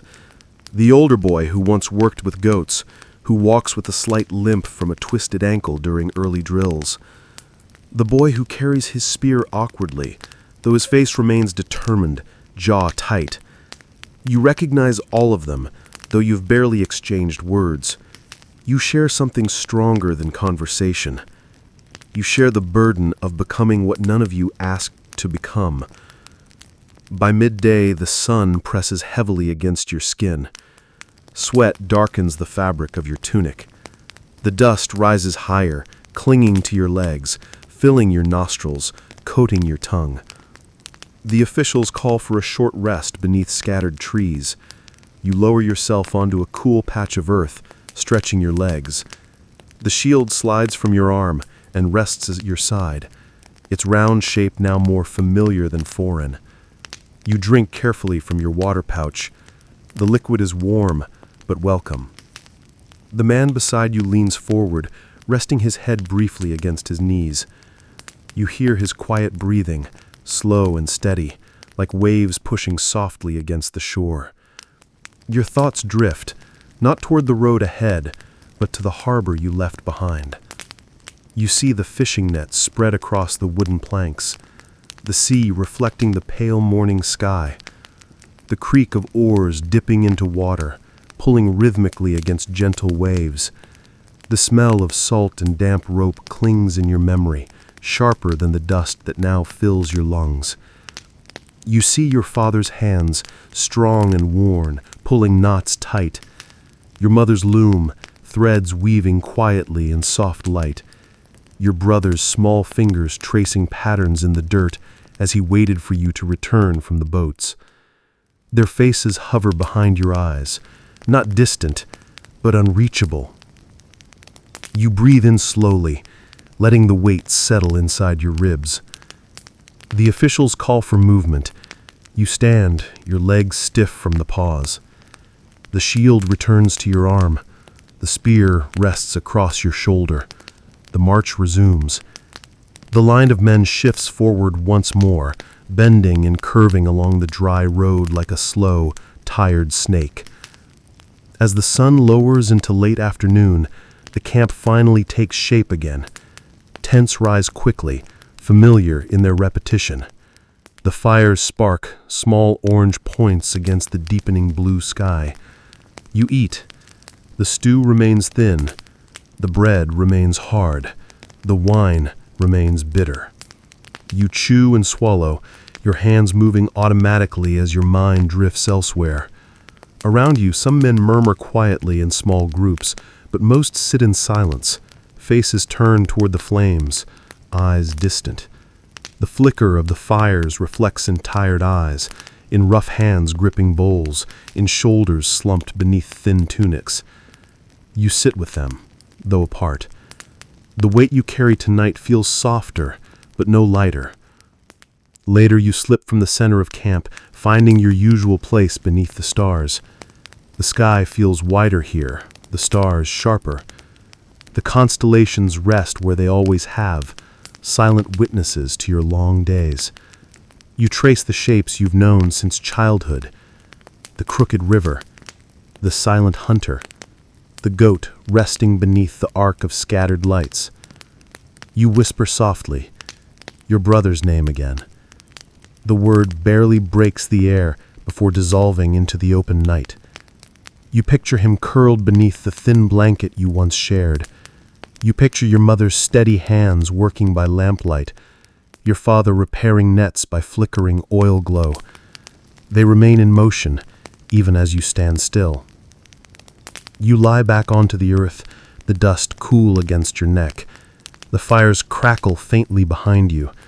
The soft shuffle of feet, the occasional cough, the sigh of distant voices fill the night like the soft breathing of a tired village. Your arms still ache, your legs hum with dull soreness. The weight of shield and spear lingers in your muscles. The pain is not sharp anymore. It is not something you fight. It is simply part of you now, a second skin made of fatigue and duty. Above you, the stars blink, unmoved, unchanged. You do not pray, not tonight. You simply breathe and allow sleep to find you once more. The camp breathes with you, and you drift. The morning sun feels sharper today. Its light slides across the camp like the slow spill of molten gold, pressing shadows longer across the dry ground. The dust stirs beneath your sandals as you rise, brushing grit from your tunic. The strip of cloth tied around your arm remains where it always does, faded now, but still firm against your skin. The weight of it isn't in the fabric anymore. It's inside your chest, your name, your place, your role. a name once whispered by family, now carried forward by duty. The officials call the men to gather. The lines form quickly, practiced, without need for shouting. You step into your place, shoulder brushing lightly against the man beside you. His breath is steady, but his fingers fidget against the edge of his shield, tapping quietly. A small rhythm you feel even through your own arm. The instructors speak. Today the march shifts closer to the conflict. Their words are sharp but simple. You will see the others today. They do not explain who the others are. They don't need to. Whispers have already filled the quiet spaces of camp. The march begins as it always does. Sandals pressing into hard-packed dirt, shields bumping softly together, the sun climbing slowly above. The road narrows now. Hills rise on either side, the path cutting through dry stone cliffs that press inward like tired hands closing around you. The air smells different here, sharper, thinner. The cries of birds echo against stone walls, their sharp voices bouncing across your ears like distant warnings. You walk, the line bending with the road's slow curve. In the distance, you see them before you fully arrive. Not the enemy, not yet, but the other soldiers. Men who marched these roads days before you. Men who carried their names forward just as you do now. Men who stood where you will soon stand. Their camps rise in narrow clearings between rocky hills. Rows of tents nestled tightly together, like silent spectators waiting for something to begin. You see figures moving among the tents, sharpening spears, repairing shields, whispering quietly to one another. They watch as your group arrives. Their eyes hold no malice, no curiosity, only the kind of emptiness that grows when days bleed into one another, when waiting becomes its own kind of battle. You are led toward an empty space near the far edge of camp. The officials move swiftly, barking orders. Tents rise again, supplies are stacked, lines are drawn. The routines repeat. Practiced hands folding canvas, driving stakes, unrolling mats. You move through the motions, your muscles remembering each task before your mind does. The work gives your hands something to hold, even when your thoughts drift elsewhere. As evening descends, the fires blink awake across the camp. Small orbs of orange glow scatter across the hills, flickering like distant stars that have fallen gently to earth. You sit with your bowl of stew, the thin broth steaming faintly in the cooling air. The man beside you speaks for the first time in many days. They say it begins soon. His voice is low, almost apologetic, as though speaking the words might pull them closer. You nod, not in agreement, but in acknowledgement. The words feel distant, even as they sit between you. Around the fires, some men whisper quietly, others stare ahead. The flicker of flames reflects across their faces, carving sharp shadows beneath tired eyes. You watch them as you eat, your spoon moving in slow circles through the thin stew. You recognize something in their stillness, not fear exactly, but the heavy breath of men who have no control over what waits ahead. The same breath you carry, the same breath your father carried while tightening nets, the same breath your mother held each time the tax collector came knocking, waiting. Later you leave the warmth of the fire and walk toward the edge of camp. The hills rise dark against the deepening sky. Above you, the stars gather once more. You tilt your head, searching for the familiar shapes, the crooked river, the sleeping goat, the hunter frozen in mid-step. They remain, steady, unconcerned with the earth below. You whisper softly, your brother's name. The words float into the darkness like thin smoke, invisible, unheard, but necessary. A fragile bridge stretched across the distance between here and home. You picture him sleeping beneath the thin blanket you once shared. You see your mother's hands guiding threads across the loom. You feel your father's gaze resting on the dark water, watching nets disappear into quiet waves. You breathe deeply, holding their images in place. Not to anchor yourself, but simply to remember. The wind stirs softly. It carries the faint scent of pine from higher ground. The fires behind you crackle gently, their voices blending into the low hum of distant conversations. Occasionally, a man coughs, a shield shifts, a voice murmurs in quiet prayer. The camp does not truly sleep. Not tonight. Perhaps not for many nights ahead. You lie back onto your mat. The stars blink above. The gods remain silent. The hills hold their breath. And you close your eyes, letting the heaviness carry you. Slowly, you drift. The darkness clings longer this morning.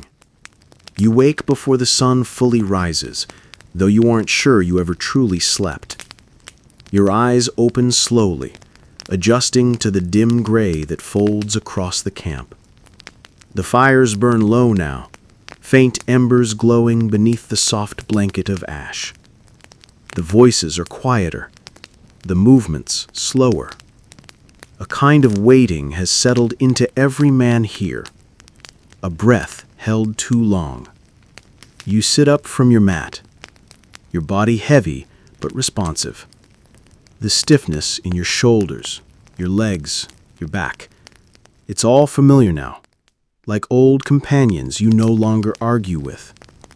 The cloth tied around your arm remains, a small faded strip, frayed at the edges. Its presence no longer offers weight, it simply belongs. You move as the others move, quietly, automatically, gathering your shield, your spear, adjusting your tunic, readying for another day of waiting. The officials do not speak much this morning.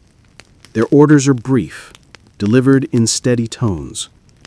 The line forms along the narrow path at the edge of camp, not for a march, but for preparation. The drills today are slower, deliberate. The instructors move through the lines like shadows, correcting stances, adjusting grips, pressing bodies into tighter shapes. You brace your shield against the man beside you, your arms steady, the spear extending forward like an extension of your breath. The rhythm is familiar, the discomfort dulled. Your body understands the motions now, even as your mind resists their meaning. Hours pass beneath the sky that grows steadily warmer. The sun presses downward as though it too carries weight. The dust rises higher with every shift of sandals across the packed earth. The taste of it sits behind your teeth, on your tongue, in your throat. You swallow it quietly, breathing through the tired rhythm of the drills. The instructors offer fewer corrections today, perhaps because there's little left to correct, or perhaps because words no longer carry much meaning. As the afternoon arrives, the drills end. You eat the same thin stew, the same dry bread, drink the same warm water. The flavors hardly register anymore. You chew, you swallow, you exist. The man across from you breaks the silence briefly. "You know," he says softly, "I used to believe that courage felt different than this." You meet his eyes, but you say nothing. His words hover in the space between you, like smoke rising slowly from the fire. Neither of you try to pull them closer. Later, the camp prepares for what comes next.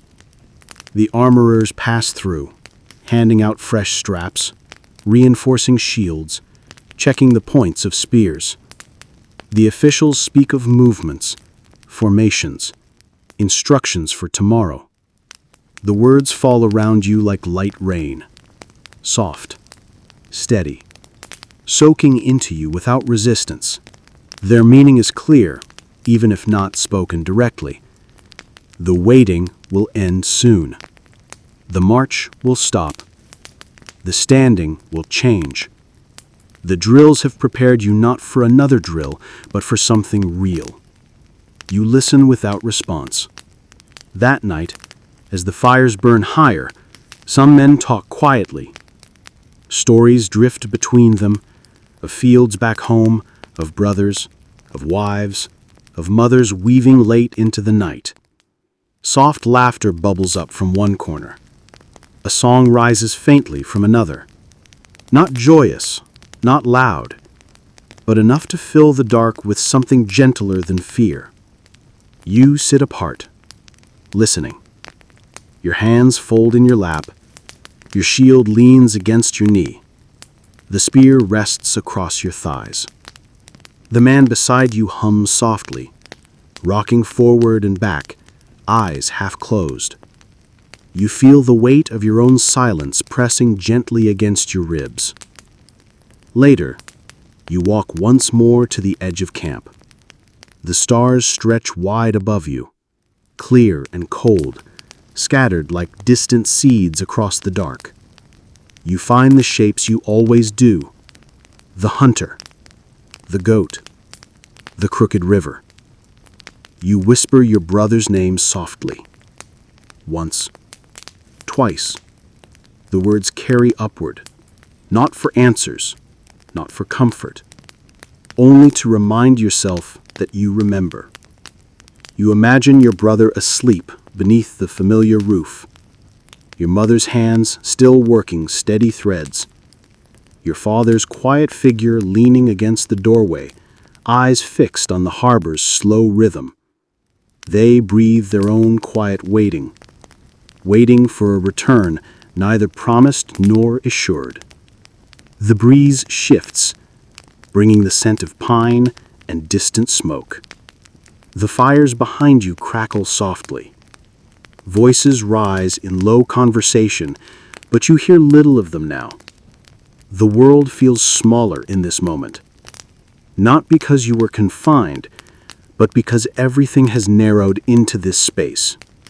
This camp, this hillside, this sky above.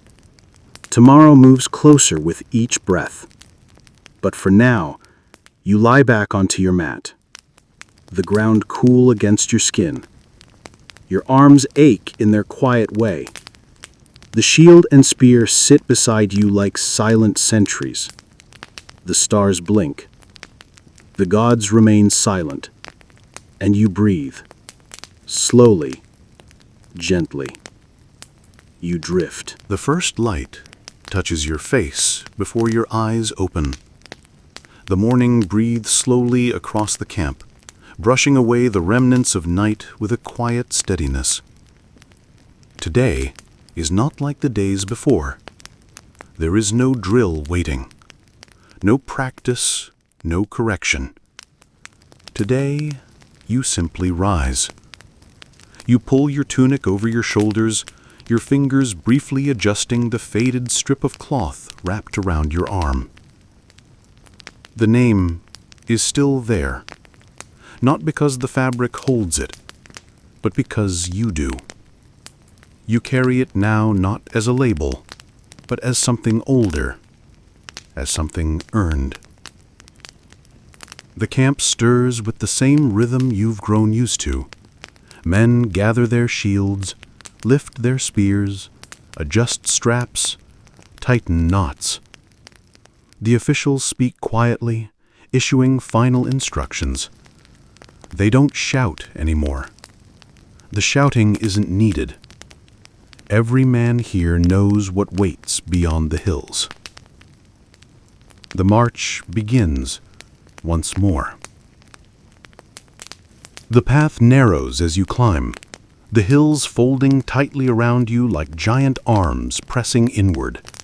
You feel the earth beneath your feet, dry, uneven, warm from the rising sun.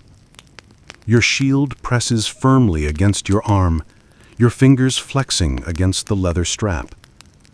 The spear sits upright, its point catching the morning light. The line moves in steady silence. The man beside you hums softly again, the same quiet tune he's carried these last few nights. You don't know the song, but you let it fill the space between you. As you crest the hill, the world opens suddenly. The fields below stretch wide, distant olive groves, rocky outcrops, narrow streams reflecting silver lines of sunlight.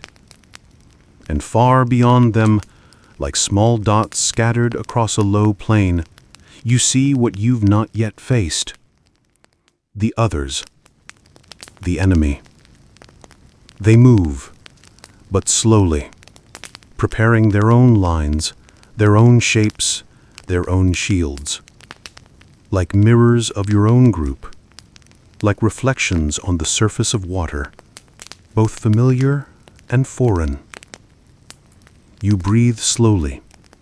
The air tastes different now, not of salt, not of dust, but of something you can't quite name.